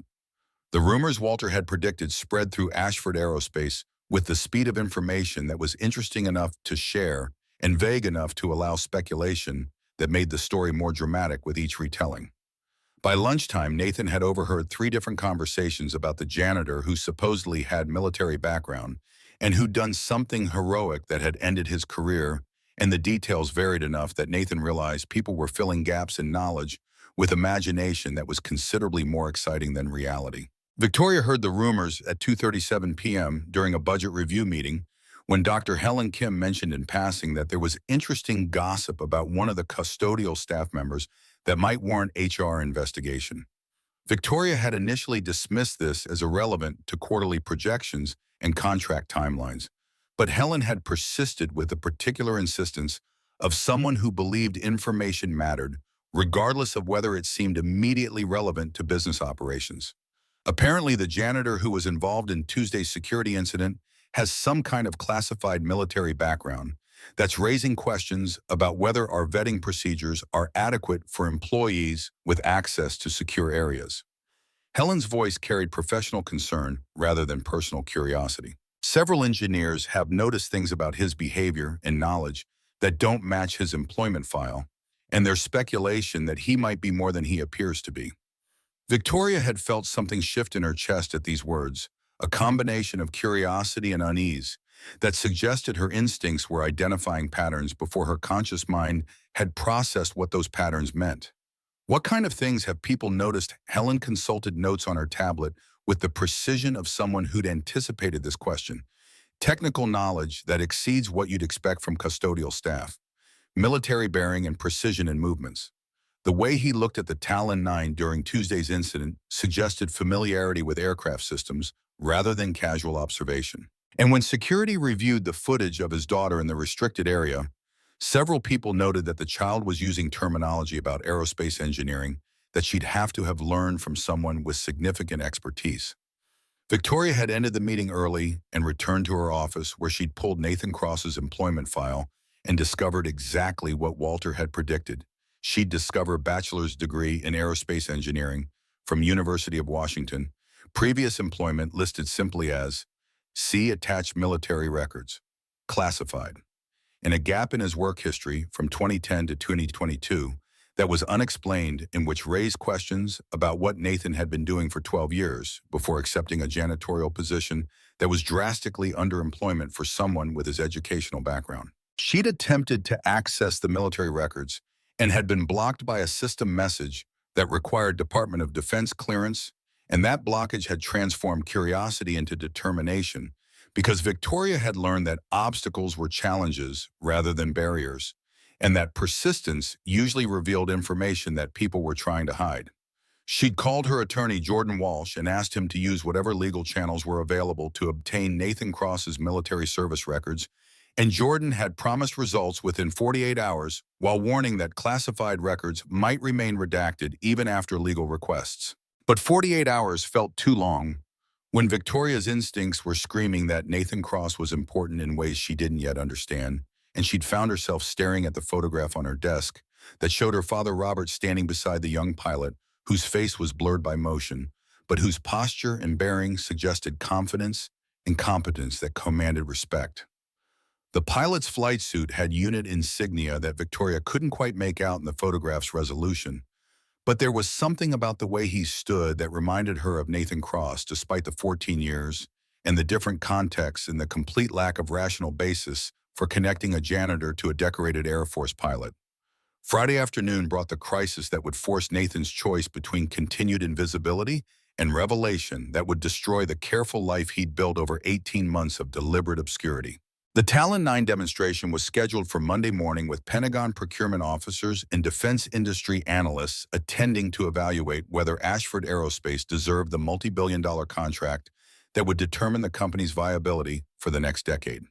The demonstration required the aircraft to be fully operational and flight-ready by Sunday evening for final systems checks, which meant that any problems discovered Friday needed to be resolved before the weekend, when most technical staff would be unavailable.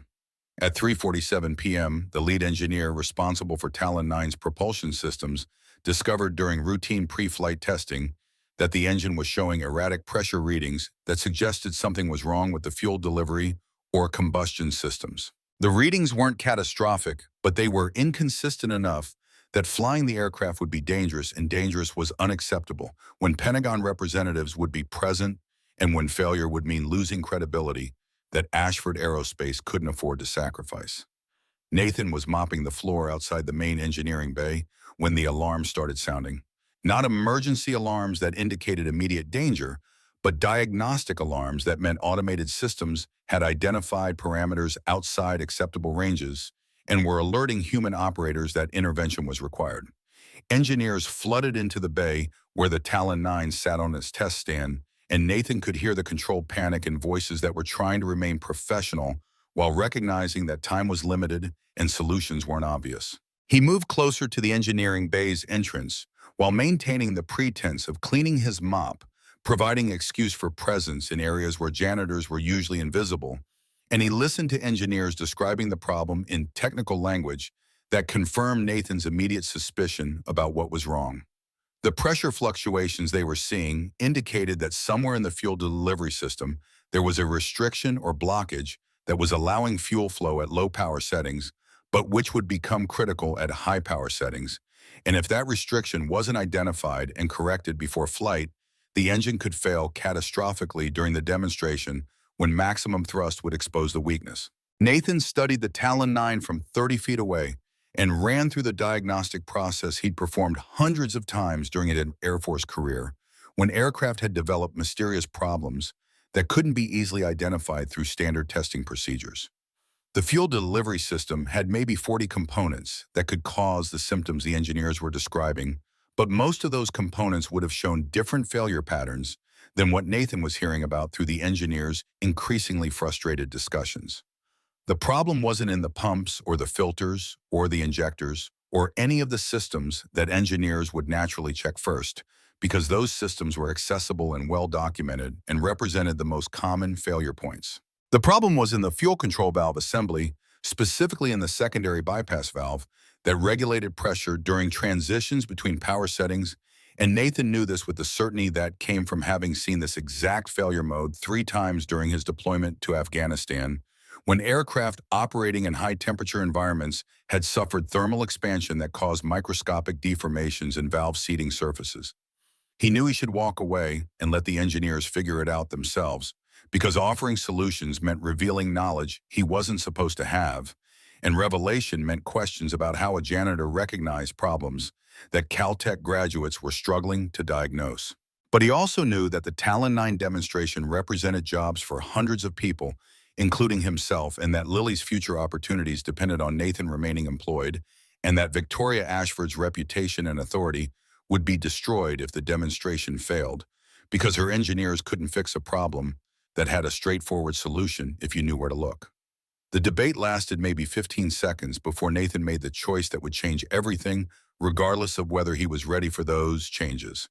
He set down his mop and walked toward the engineering bay entrance, where Dr. Helen Kim stood reviewing diagnostic data on a tablet, while other engineers argued about potential causes and potential solutions that were all focused on the wrong systems.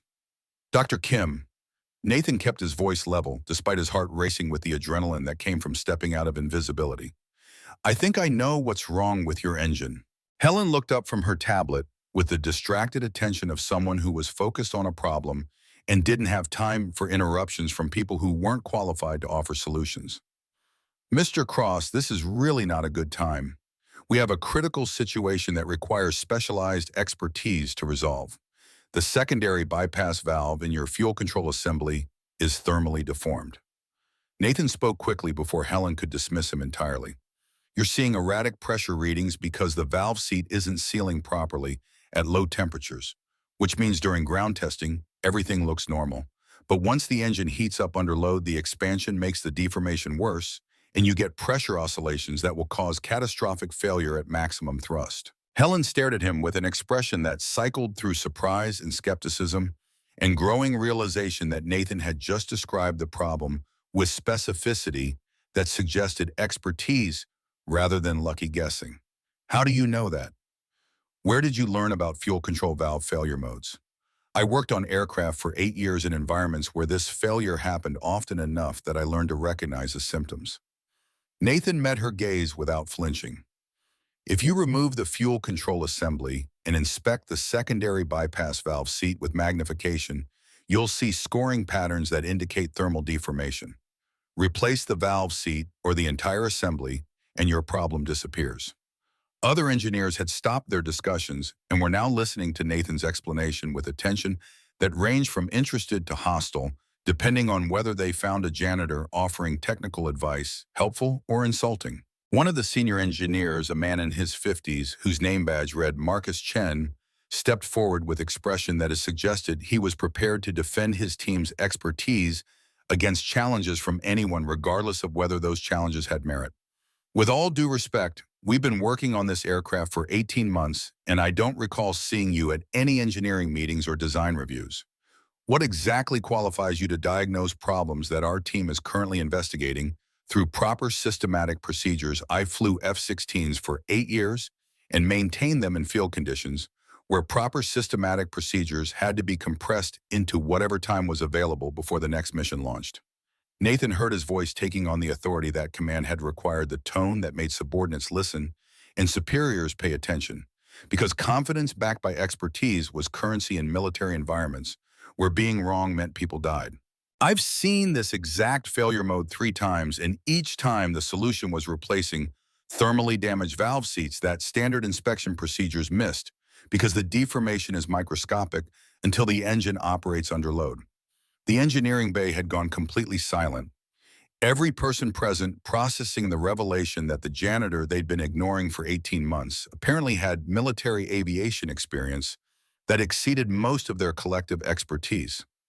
Helen Kim recovered first, her scientific training overriding social discomfort about hierarchies being disrupted. If you're right about the secondary bypass valve, we can verify that in under 30 minutes by removing the fuel control assembly and inspecting it. If you're wrong, we've wasted half an hour, but we're no worse off than we are now. Marcus Chen looked like he wanted to object, but Victoria Ashford's voice cut through the tension from the engineering bay entrance where she'd arrived unnoticed during Nathan's explanation.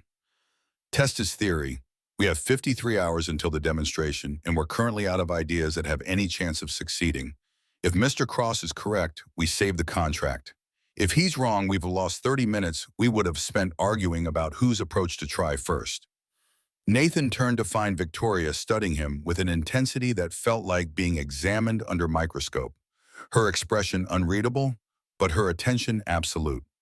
She crossed the engineering bay floor with the clicking heels that had announced her presence during Tuesday's humiliation, but this time her approach felt less like judgment and more like assessment of someone who just revealed themselves to be considerably more complex than initial appearances suggested. 2 engineers began removing the fuel control assembly with the organized efficiency of people who'd performed this procedure enough times that their hands knew the sequence without conscious thought. The process took 23 minutes, and when the assembly was finally extracted and placed on the inspection table, Marcus Chen used a magnification scope to examine the secondary bypass valve seat that Nathan had identified as the failure point. The silence that followed Marcus's initial inspection was heavy with implications that were just beginning to surface. And when Marcus finally spoke, his voice carried the reluctant respect of someone who'd been proven wrong by someone he'd assumed was less qualified. There's scoring on the valve seat consistent with thermal deformation. Microscopic but definitely present, and it's exactly where you said it would be.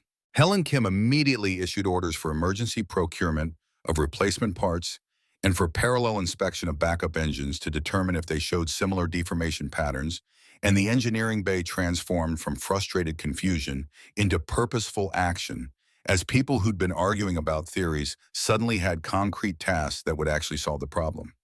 Victoria remained standing beside Nathan close enough that he could smell her perfume and feel the weight of her attention, and when she finally spoke, her voice was quiet enough that only Nathan could hear.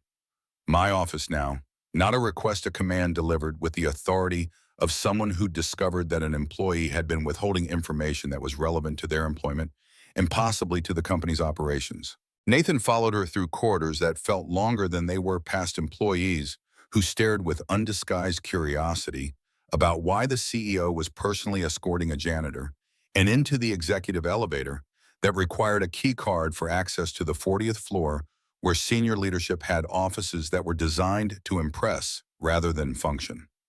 Victoria's office occupied a corner of the building with floor-to-ceiling windows offering views of Seattle's skyline and Puget Sound beyond, and the space was furnished with the kind of minimalist luxury that suggested money was no object, but that personal comfort was secondary to professional image. She gestured for Nathan to sit in one of two chairs facing her desk, but Nathan's back wouldn't tolerate sitting in chairs that were designed for appearance rather than ergonomics, so he remained standing while Victoria moved behind her desk and pulled up something on her computer screen. Nathan Cross. Victoria's voice was controlled, but underlying tension was evident. Bachelor's degree in aerospace engineering, 8 years employment listed as classified military records, 12-year gap in work history, current employment as custodial staff at pay grade that represents dramatic underemployment for your qualifications. I've spent the past 3 hours trying to access your military records and being blocked at every attempt because apparently your service history is protected by classifications that require Department of Defense clearance to access. She looked up from the computer and met Nathan's gaze with eyes that were sharp enough to cut. You just diagnosed a propulsion system failure that 6 engineers with advanced degrees couldn't identify, and you did it by referencing specific field experience, maintaining F-16s under combat conditions. So I'm going to ask you directly, who are you? What are you doing working as a janitor at my company? And why have you been hiding expertise that we desperately need? Nathan had known this moment was coming since Walter's warning that morning had rehearsed responses during the hours between that conversation and this confrontation. But standing in Victoria Ashford's office with her demanding answers felt different than preparing for theoretical interrogation. The truth was going to hurt regardless of how he phrased it, so Nathan chose directness over evasion, because evasion would just delay pain without reducing it. Captain Nathan Cross Greyhawk, Squadron United States Air Force. 8 years active duty, multiple deployments, honorable discharge following injuries that permanently grounded me in 2010. I work as a janitor because it's the job I could get that provides health insurance for my daughter and allows flexible hours for school pickup, and because nobody asks questions about why someone with my background is pushing a mop instead of flying planes. Victoria processed this with the focused attention of someone parsing information for patterns and implications. Greyhawk Squadron. She said the words, slowly testing them.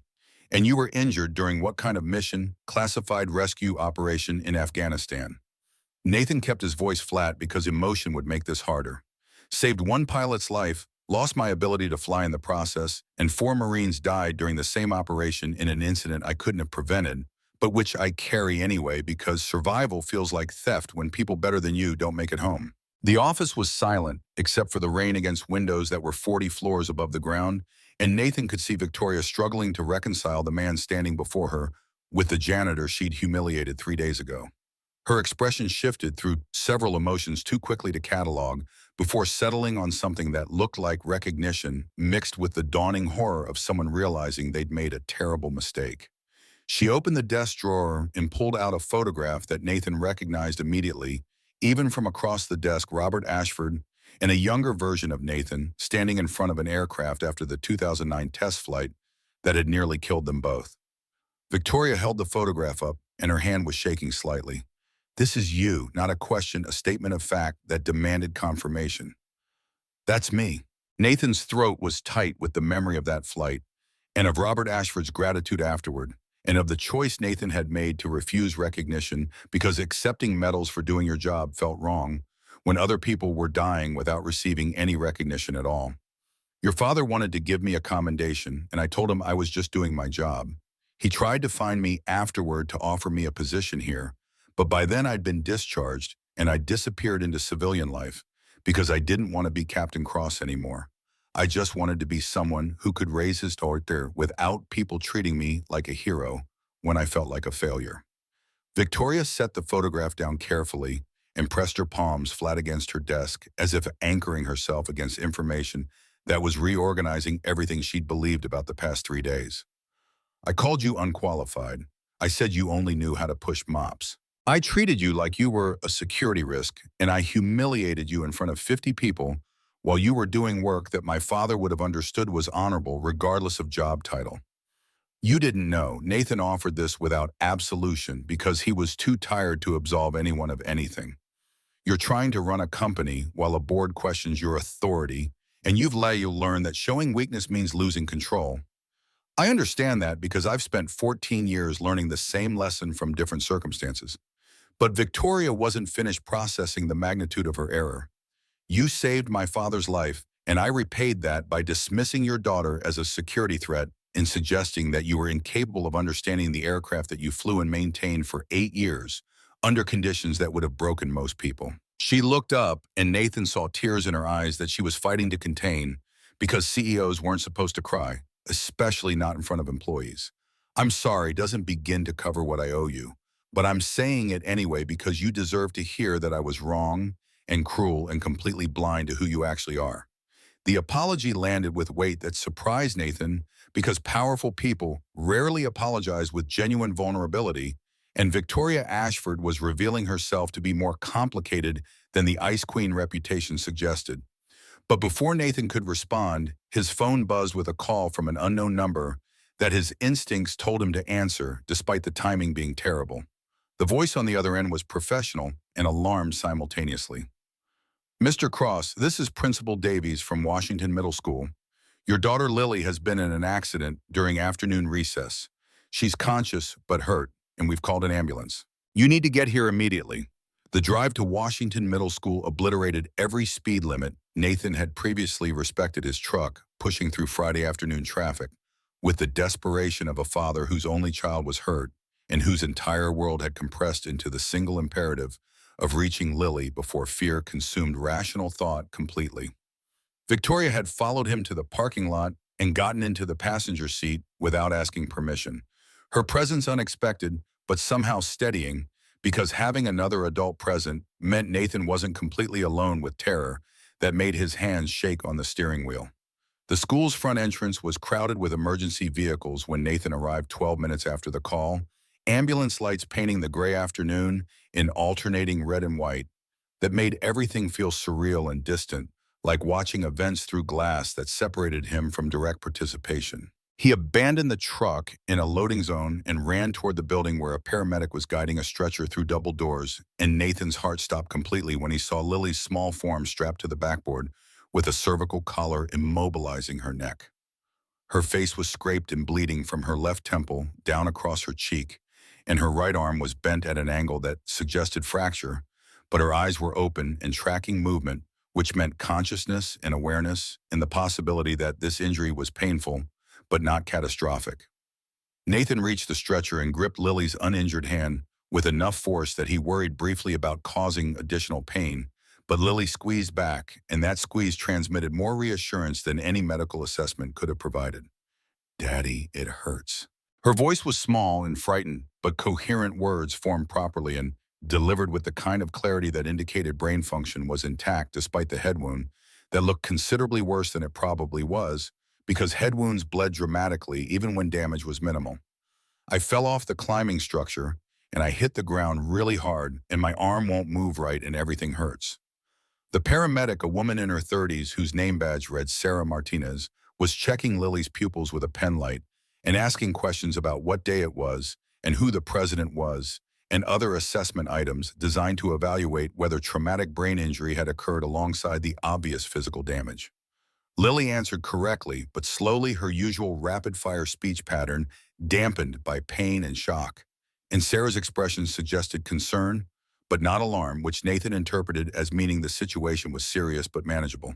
"We're taking her to Seattle Children's Hospital for full evaluation." Sarah spoke to Nathan while continuing her assessment. The fall was approximately 8 feet onto packed dirt and gravel impact, primarily on right side and head. Obvious fracture of the radius, possible ulna involvement, head laceration, requiring sutures, and we're concerned about potential concussion, so we're treating this as a neck injury until x-rays clear her spine.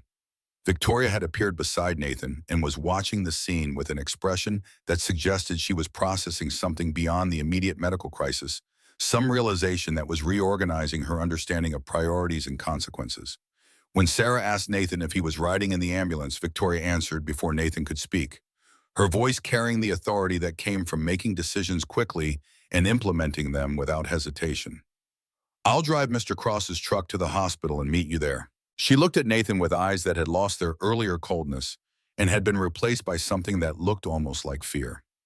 "Go with your daughter. Don't worry about anything except making sure she's okay." The ambulance ride took 17 minutes through traffic that parted reluctantly for emergency vehicles, and Nathan spent those 17 minutes holding Lily's hand and trying not to think about Claire's accident and the ambulance that had taken her to Harborview Medical Center, where she'd been pronounced dead before Nathan had arrived. The parallel was too obvious to ignore and too painful to acknowledge directly, so Nathan focused on Lily's breathing and her grip on his hand and the small reassurances Sarah offered about how children healed remarkably well from injuries that would devastate adults. Seattle Children's Hospital received them with the efficient urgency that pediatric trauma centers brought to cases involving falls from height, and Lily was triaged immediately into an examination room where doctors and nurses performed assessments that Nathan tried to follow, but which blurred together into medical terminology and technical procedures that all seemed designed to determine whether his daughter's injuries were merely painful or actually dangerous. X-rays revealed a clean fracture of the right radius that would require casting, but not surgery, and the CT scan of her head showed no intracranial bleeding or skull fracture despite the dramatic laceration that required 18 stitches to close properly. The attending physician, Sir Michael Reeves, late 40s, with a gentle manner that suggested years of delivering news to terrified parents, explained that Lily had been extremely lucky because 8-foot falls onto hard surfaces often resulted in significantly worse outcomes than a broken arm and a laceration that would heal without permanent scarring. The concussion protocol required observation for 24 hours or to ensure no delayed symptoms emerged, which meant admission to the hospital overnight with neurological checks every 2 hours. But Dr. Reeves's tone suggested he expected Lily to make a complete recovery without complications. Nathan signed admission paperwork with hands that had stopped shaking now that the immediate crisis had passed, and the worst-case scenarios he'd been imagining had been replaced by the manageable reality of a broken arm and stitches that would leave a small scar Lily would probably find fascinating once the pain subsided. He called his supervisor at Ashford Aerospace to explain that he wouldn't be at work tonight or tomorrow and was told that emergency family leave was approved and that he should take whatever time was necessary, and the supervisor's compassion surprised Nathan until he remembered that Victoria had probably called ahead to ensure that Nathan's absence wouldn't result in employment consequences. Victoria herself arrived at the hospital 40 minutes after admission with Nathan's truck keys and with items from the glove compartment that she'd apparently decided he might need insurance cards, registration documents, and a worn notebook that Nathan kept for tracking maintenance issues with the vehicle. She found Nathan in Lily's room where his daughter was sleeping under the influence of pain medication that had finally allowed her exhausted body to rest, and Victoria stood in the doorway for several seconds before entering, as if uncertain whether her presence was welcome or intrusive. "How is she?" Victoria kept her voice low to avoid disturbing Lily's sleep, and Nathan noticed that she'd changed from her business suit into jeans and a sweater that made her look younger and less intimidating than the CEO persona she projected at work. Broken arm, 18 stitches, mild concussion. Nathan recited the injuries like a checklist that needed completing.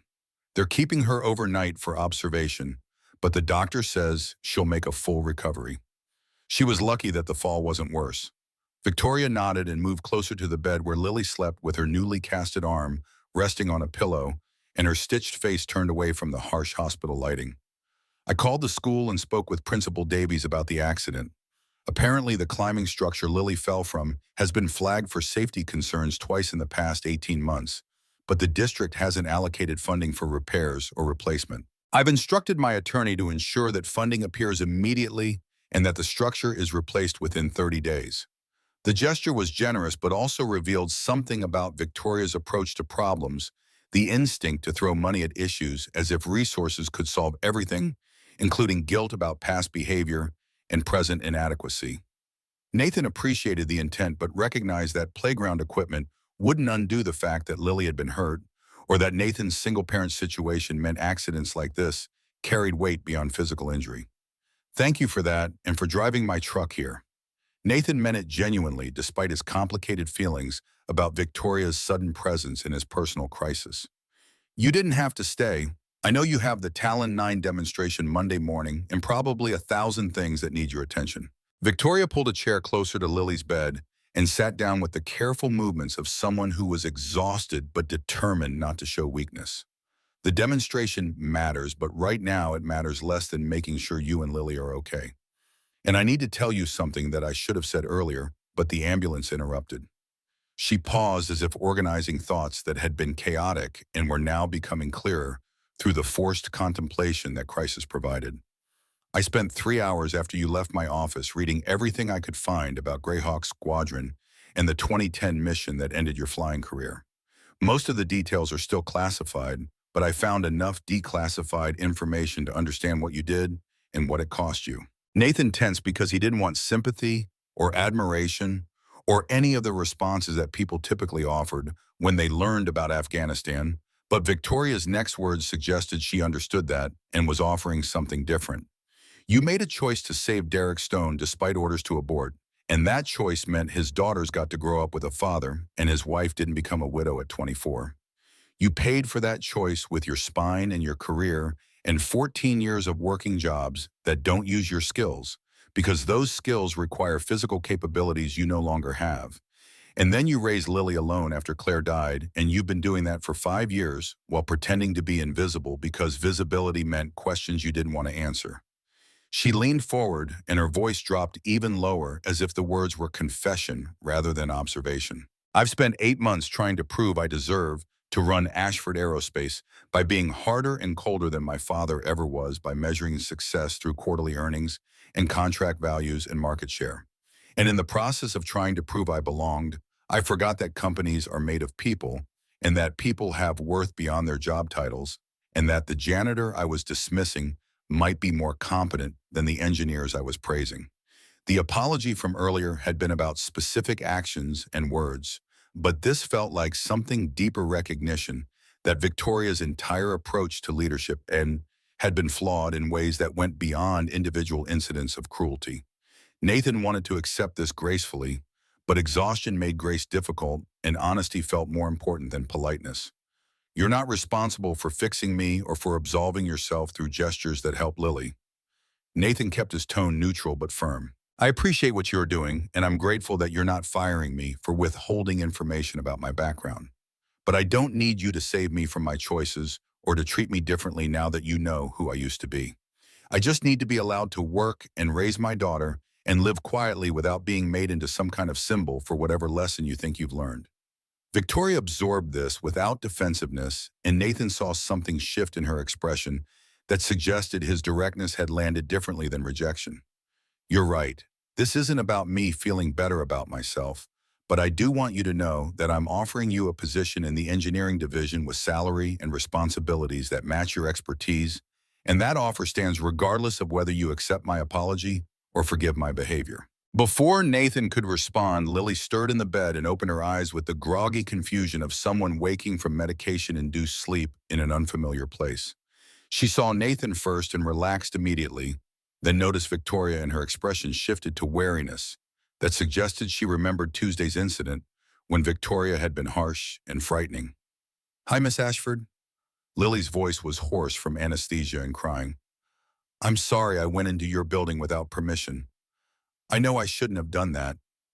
Victoria moved closer and knelt beside the bed so that she was at Lily's eye level, the same position she'd used Tuesday but with a completely different energy. "Sweetie, you have nothing to apologize for.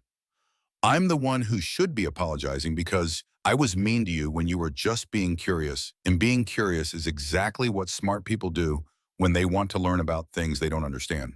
Lily studied Victoria's face with the assessing gaze of children who were evaluating whether adult words matched adult sincerity, and after several seconds, she apparently decided Victoria was being genuine.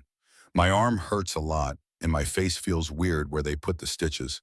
But the doctor said I was brave during the examination and that I'd heal really fast because kids heal better than grown-ups." "You are brave." Victoria's voice carried conviction that suggested she meant it rather than offering empty reassurance. "And when you're feeling better, and I'd like to give you a proper tour of Ashford Aerospace, not sneaking through doors, but actually showing you how we design and build aircraft. Would you like that?" Lily's face brightened despite the pain medication making her responses slower than usual. "Could I see the Talon 9 up close? And could you show me how the fuel systems work?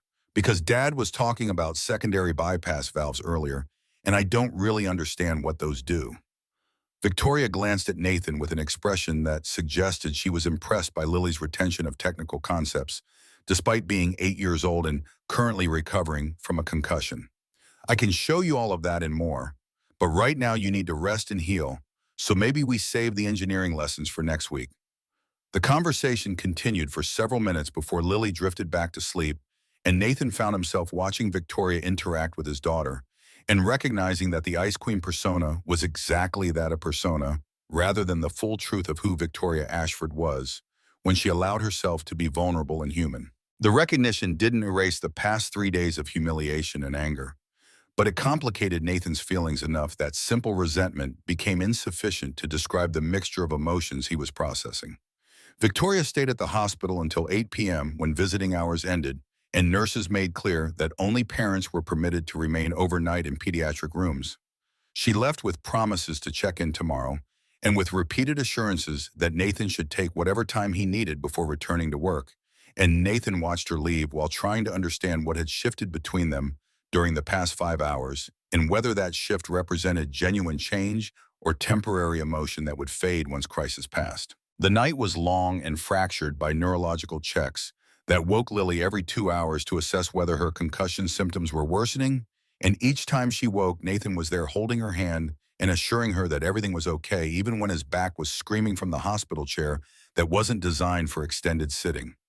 By morning, Lily's vital signs had stabilized, and Dr. Reeves cleared her for discharge with instructions for pain management and activity restrictions, and follow-up appointments that Nathan added to the mental calendar he maintained, because writing everything down meant acknowledging how many responsibilities he was juggling simultaneously.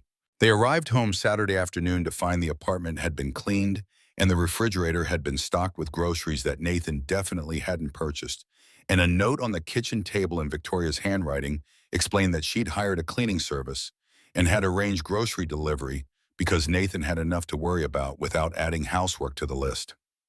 The gesture was simultaneously thoughtful and intrusive, crossing boundaries that Nathan wasn't sure he wanted crossed, but Lily's delight at finding her favorite cereal and the fresh fruit she loved, but which Nathan usually couldn't afford, made objecting feel petty.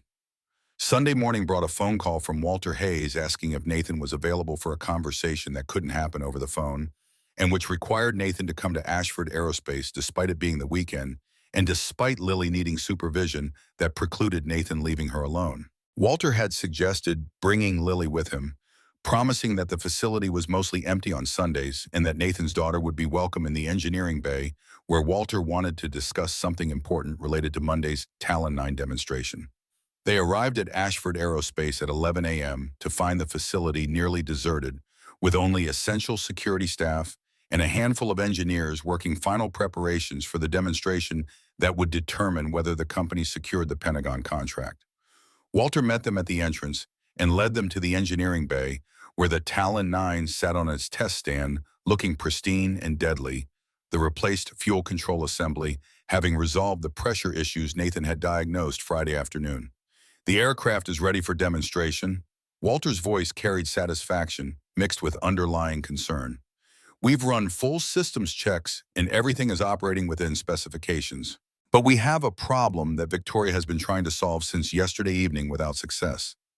Nathan waited for Walter to continue while Lily moved closer to the Talon 9 with the fascinated attention of someone seeing her drawings transformed into three-dimensional reality. The demonstration requires a qualified pilot to fly the aircraft through specific maneuvers that showcase its capabilities, and our contract pilot suffered a medical emergency Friday night that's left him hospitalized and unable to perform. Victoria has been calling every qualified pilot we have on contract, but none of them can be here by tomorrow morning because they're either committed to other demonstrations or they can't get current on the Talon 9 systems in the 18 hours we have available. The implication was obvious even before Walter articulated it directly. Nathan, you're qualified to fly this aircraft. You have more hours in similar systems than any pilot we could hire. And you understand the Talon 9 specifications because you've been listening to engineering discussions for 18 months, even if nobody realized you were paying attention. Nathan's response was immediate and definitive. I can't fly. My spine won't tolerate ejection seats, and the G-forces would risk permanent paralysis. The Air Force grounded me permanently, and that grounding wasn't advisory. It was medical fact based on injuries that don't heal no matter how much time passes. Walter nodded as if he'd expected this answer. I'm not asking you to fly it. I'm asking you to co-pilot from the ground, to provide technical consultation during the flight, and to be available for emergency decision-making if something goes wrong. The actual flying will be done by the Pentagon's test pilot who's evaluating the aircraft, but having someone with your expertise present during the demonstration would give everyone confidence that problems can be solved in real time if they emerge. The request was reasonable, but also felt like the final step in a process that had been stripping away Nathan's invisibility piece by piece until nothing remained of the protective obscurity he'd built over 18 months.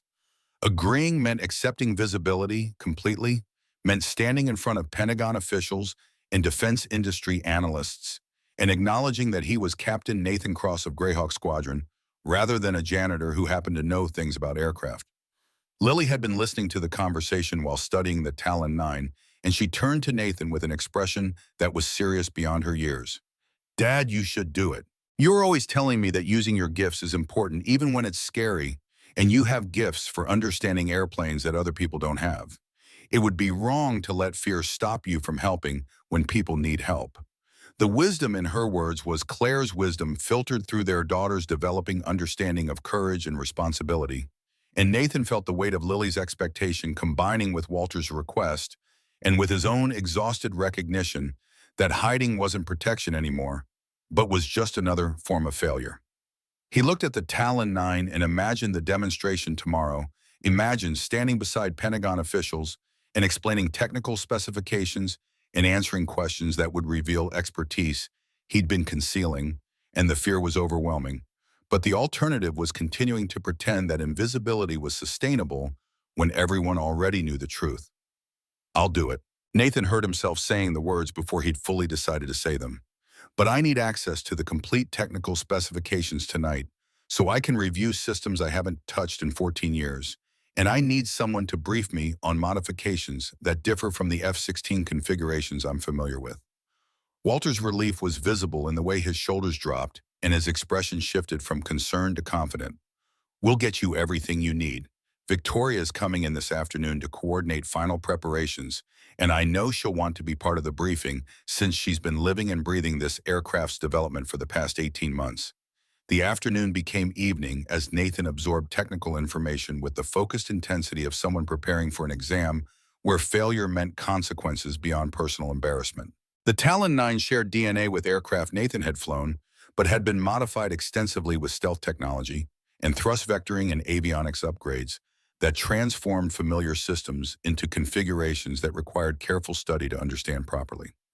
Victoria appeared at 3 p.m. and joined the briefing session, her questions revealing that she understood the aircraft's design philosophy, even if she hadn't personally built the components, and Nathan found himself falling into technical discussions with Victoria and Walter that reminded him of squadron briefings before missions, when understanding every system was the difference between success and catastrophic failure. Lily sat in the corner drawing in her sketchbook, occasionally asking questions that revealed she was following the conversation even when the technical language exceeded what 8-year-olds typically understood.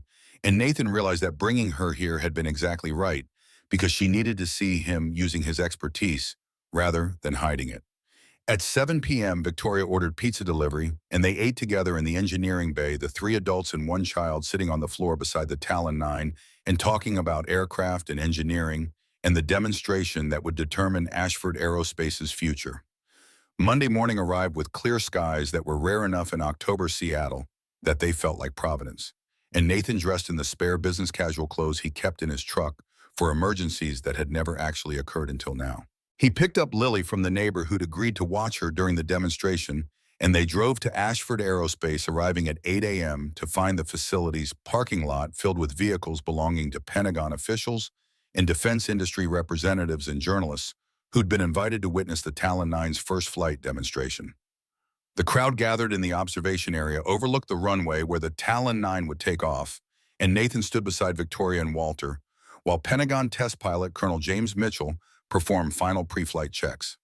The colonel was 50s, distinguished looking, with gray hair and the confident bearing of someone who'd flown everything the Air Force had to offer and had survived long enough to become the pilot that other pilots respected. He'd been briefed that Nathan would be available for technical consultation, and his initial skepticism about taking advice from someone who wasn't current on modern aircraft had faded when Walter had explained Nathan's background and experience. The demonstration began at 9:17 a.m., with the Talon 9's engines spooling up and the aircraft rolling down the runway with acceleration that was impressive even by fighter jet standards. Colonel Mitchell executed the planned maneuvers with precision that showcased the aircraft's capabilities. High-speed passes, vertical climbs, tight turns that demonstrated maneuverability and stealth profile maintenance that kept radar signature minimal even during aggressive flight patterns. Nathan watched through binoculars and listened to radio communications between Mitchell and ground control, his trained ear identifying the subtle variations in engine performance and control surface response that indicated how the aircraft was handling under operational stress. Everything was proceeding exactly as planned until minute 23 of the demonstration, when Mitchell reported experiencing slight vibration in the left engine that was increasing with altitude and which suggested something was wrong with the turbine assembly or possibly with the fuel delivery system that Nathan had diagnosed Friday. Ground control, this is Talon 9 experiencing increased vibration. Left engine frequency suggests possible compressor imbalance. Mitchell's voice was calm, but Nathan heard the underlying concern that came from recognizing that vibration in jet engines was never normal and was usually progressive until it became catastrophic. Requesting permission to abort demonstration and return to base, Nathan grabbed the radio microphone before ground control could respond and spoke with the authority that command had taught him was necessary when time was limited and decisions needed to be made by someone who understood the full context. Colonel Mitchell, this is Nathan Cross, former F-16 pilot and current technical consultant for Ashford Aerospace. For you aboard, I need you to check your fuel flow indicators for both engines and tell me if you're seeing asymmetric consumption. Silence for 3 seconds that felt like hours, then Mitchell's response confirmed what Nathan had suspected. Affirmative. Left engine showing 7% higher fuel consumption than right engine despite symmetric throttle settings. What am I looking at here? You've got a fuel control valve that's compensating for pressure differential by increasing flow to maintain thrust, which is creating vibration because the increased flow is causing turbulence in the combustion chamber. Nathan spoke rapidly, his mind processing options and consequences with the speed that combat flying had trained into permanent reflex. It's not immediately dangerous, but it will get worse if you maintain current power settings. I need you to reduce left engine to 92% power and increase right engine to compensate, which will balance your thrust and reduce vibration while allowing you to complete the demonstration safely. Mitchell followed the instructions without hesitation, trusting Nathan's diagnosis because pilots learned quickly that technical expertise was currency you didn't question when someone's credentials had been vouched for by people you respected. The vibration decreased to acceptable levels within 30 seconds, and Mitchell completed the demonstration with the modified power settings, executing maneuvers that were slightly less aggressive than originally planned, but which still showcased the Talon 9's capabilities effectively enough that the Pentagon representatives applauded when the aircraft landed safely. The crowd of observers had watched this exchange through speakers that broadcast all radio communications, and Nathan became aware that 200 people now knew that the janitor was actually a pilot who just solved a potentially catastrophic problem in real time while the Pentagon's best test pilot was depending on his guidance. Victoria stood beside him, and Nathan could feel her attention even though he was focused on the Talon 9's landing sequence.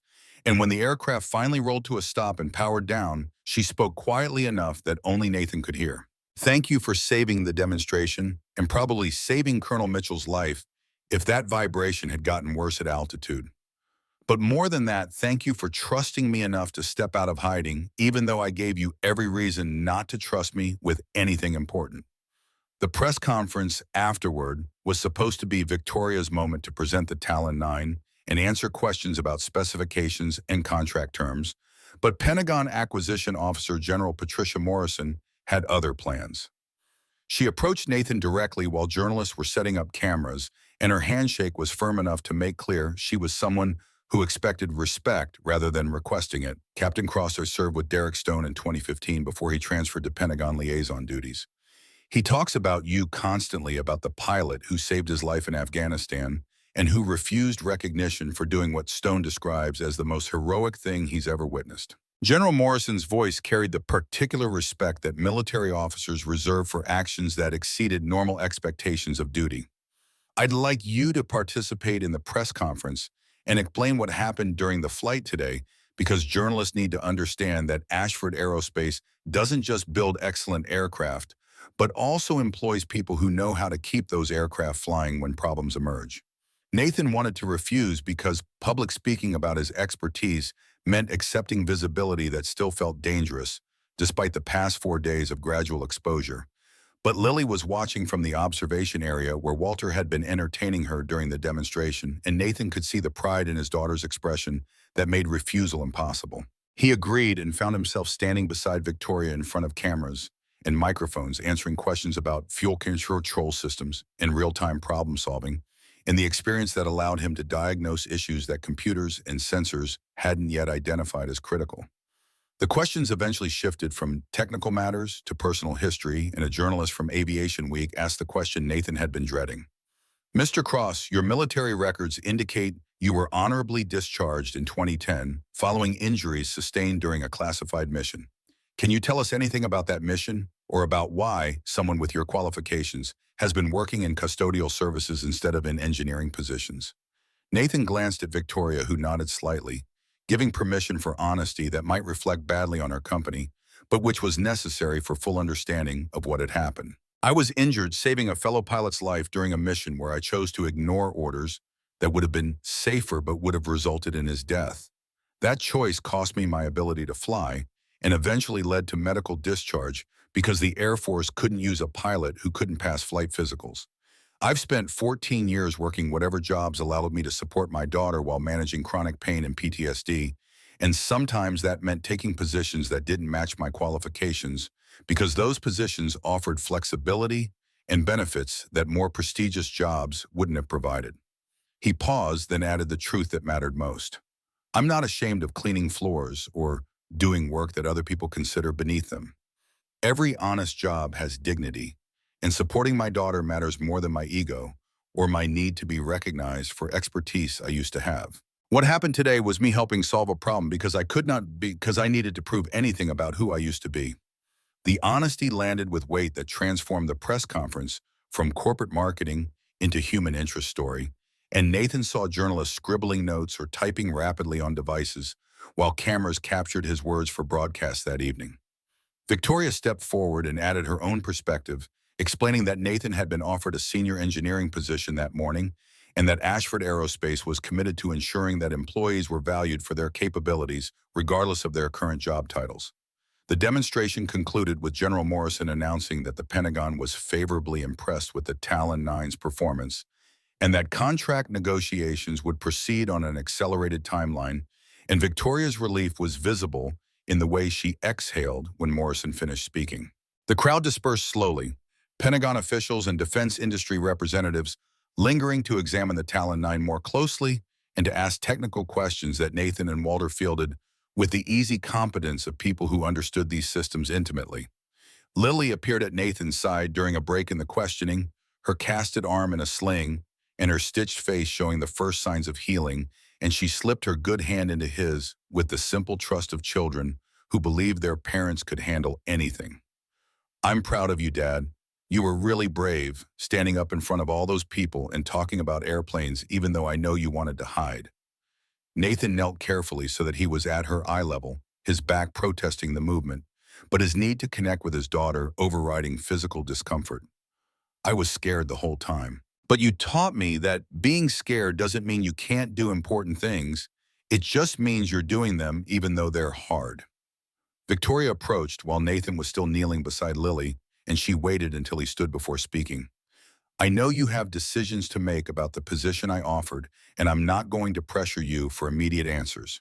But I want you to know that regardless of what you choose, Lily is always welcome at Ashford Aerospace. She has a gift for understanding complex systems, and that gift deserves support even if her father decides that engineering work isn't what he wants right now." Lily looked between Victoria and Nathan with the assessing expression she used when she was evaluating whether adults were being honest, and apparently she decided they were because her next words were delivered with the blunt directness that 8-year-olds brought to observations that adults would have couched in diplomatic language. "Are you and Dad going to be friends now? Because you seem like you understand each other even though you were mean to him before." Victoria knelt beside Lily with the same careful attention to eye contact that suggested she took the question seriously. "I hope we can be friends, and I hope your dad can forgive me for being mean before I understood who he was. Sometimes adults make mistakes because they're scared or because they think being tough means being cruel, and I'm trying to learn how to be strong without being mean to people who deserve respect."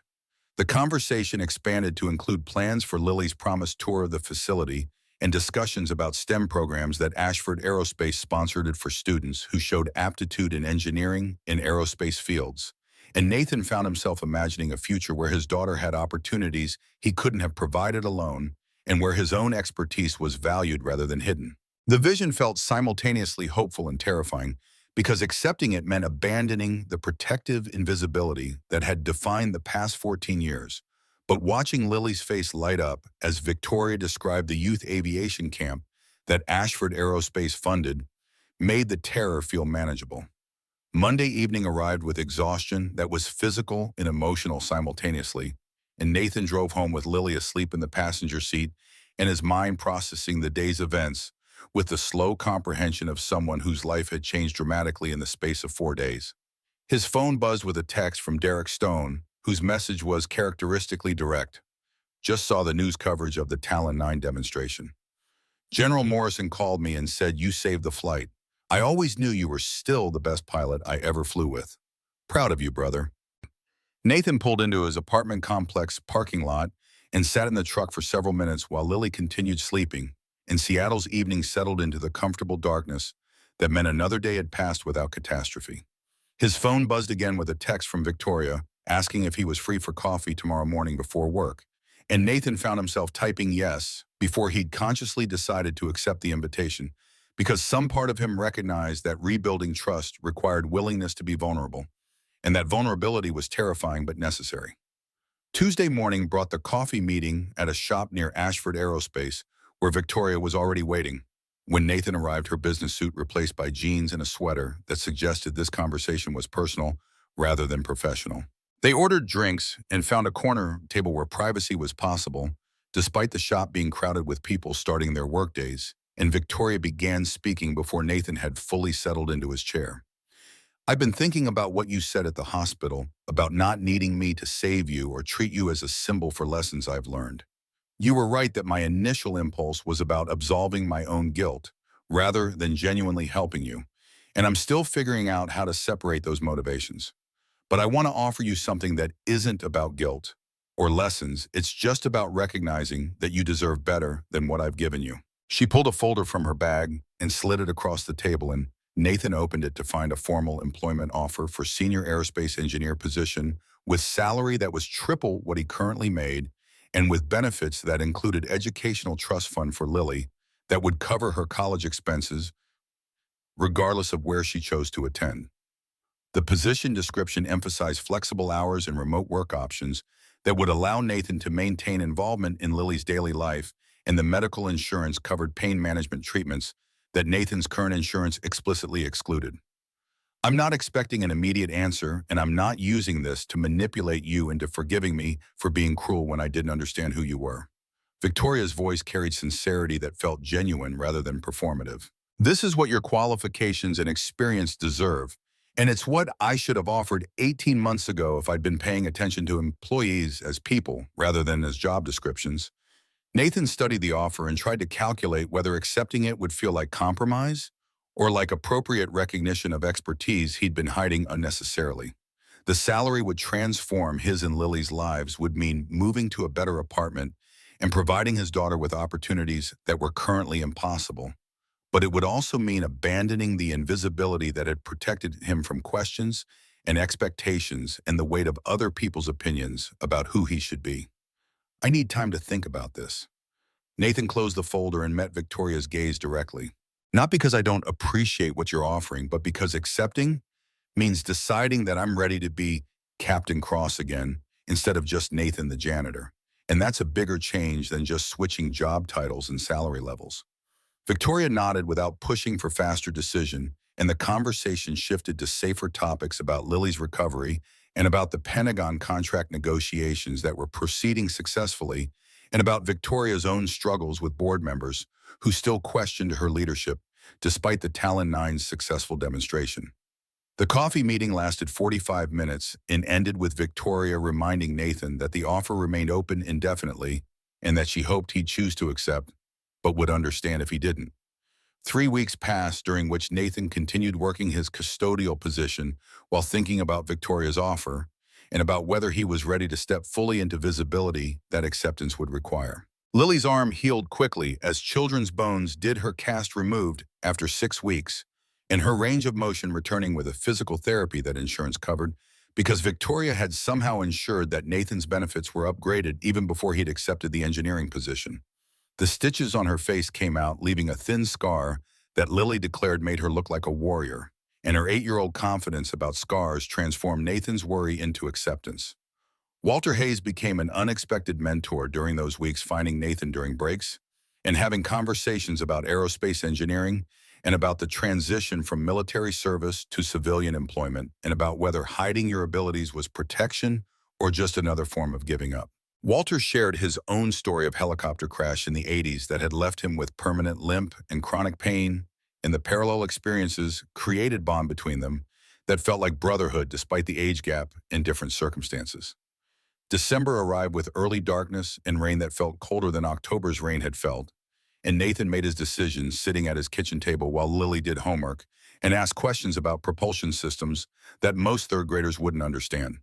He called Victoria's personal number and told her he was accepting the engineering position starting January 2nd, which would give him time to transition out of custodial work and to prepare Lily for the changes that would accompany better financial situation and different schedule.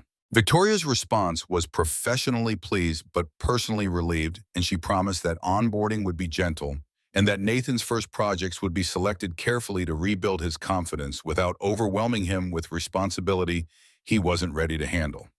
The transition happened smoothly enough that Nathan barely noticed the shift from invisible janitor to recognized engineer, and by February he'd contributed to 3 separate projects that improved aircraft safety systems in ways that only someone with his combat experience would have identified as necessary. Spring brought warmth that Seattle rationed carefully, and Nathan found himself standing in front of Washington Middle School on a Saturday morning in April, while Lily participated in regional science fair with a project about aerospace engineering principles that had won her first place in school competition. Victoria had attended despite having no official role in the event, and she'd spent 20 minutes talking with Lily about her project and asking questions that revealed genuine interest rather than polite obligation. The relationship between Nathan and Victoria had evolved slowly from wary professionals to something approaching friendship. And Nathan recognized that part of him was developing feelings that went beyond respect for her expertise and appreciation for her efforts to make amends. But the complexity of their history and the power dynamics of their employment and relationship and his own lingering grief about Claire made acting on those feelings seem premature, even when Victoria's attention suggested she might be experiencing similar conflicts. Lily noticed before Nathan acknowledged it, her 8-year-old observation delivered with characteristic bluntness during dinner one evening in May. Dad, I think Miss Victoria likes you, like how Mom liked you, not just like friends, and I think you like her too, but you're being scared about it.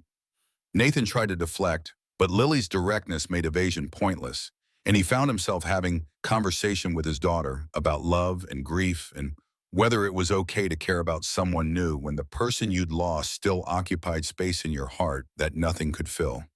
Lily's wisdom was simple and devastating.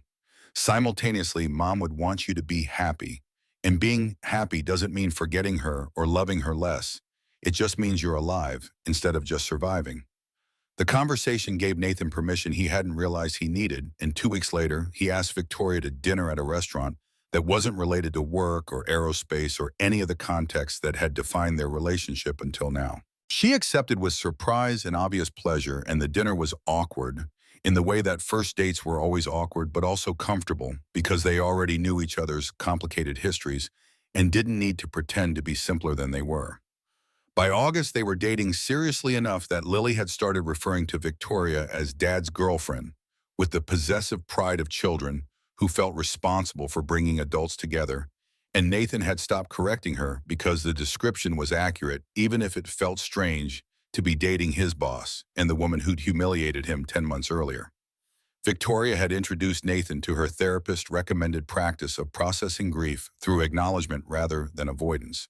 And Nathan had started attending support groups for veterans with PTSD, where he learned that healing wasn't linear and that bad days didn't erase progress made on good days. October returned with rain and gray skies, and Nathan marked the anniversary of the day. Everything had changed by taking Lily to visit Claire's grave where they placed flowers and told her about the past year's transformations. Lily drew a picture of the three of them, Nathan herself and Victoria standing in front of an airplane, and she left the drawing at the grave because she wanted Mom to know that Dad had found someone who made him smile again and who loved Lily like she was her own daughter, even though biology said differently. That evening, Victoria cooked dinner at her apartment, which had become considerably less sterile over the past months, as Nathan's and Lily's presence had introduced warmth and disorder that fancy furniture couldn't prevent. They ate together at the table while Lily explained her latest airplane design that incorporated innovations she'd learned about during summer aviation camp that Ashford Aerospace had sponsored, and after dinner, Victoria pulled Nathan aside while Lily was absorbed in drawing. "I love you." Victoria said it simply, without preamble or dramatic buildup, the words delivered with the directness Nathan had learned was her default when she decided something important. "I know that's complicated given our history, and given that we work together, and given that you're still processing grief about Claire, but I needed you to know because pretending I don't feel it was making everything harder."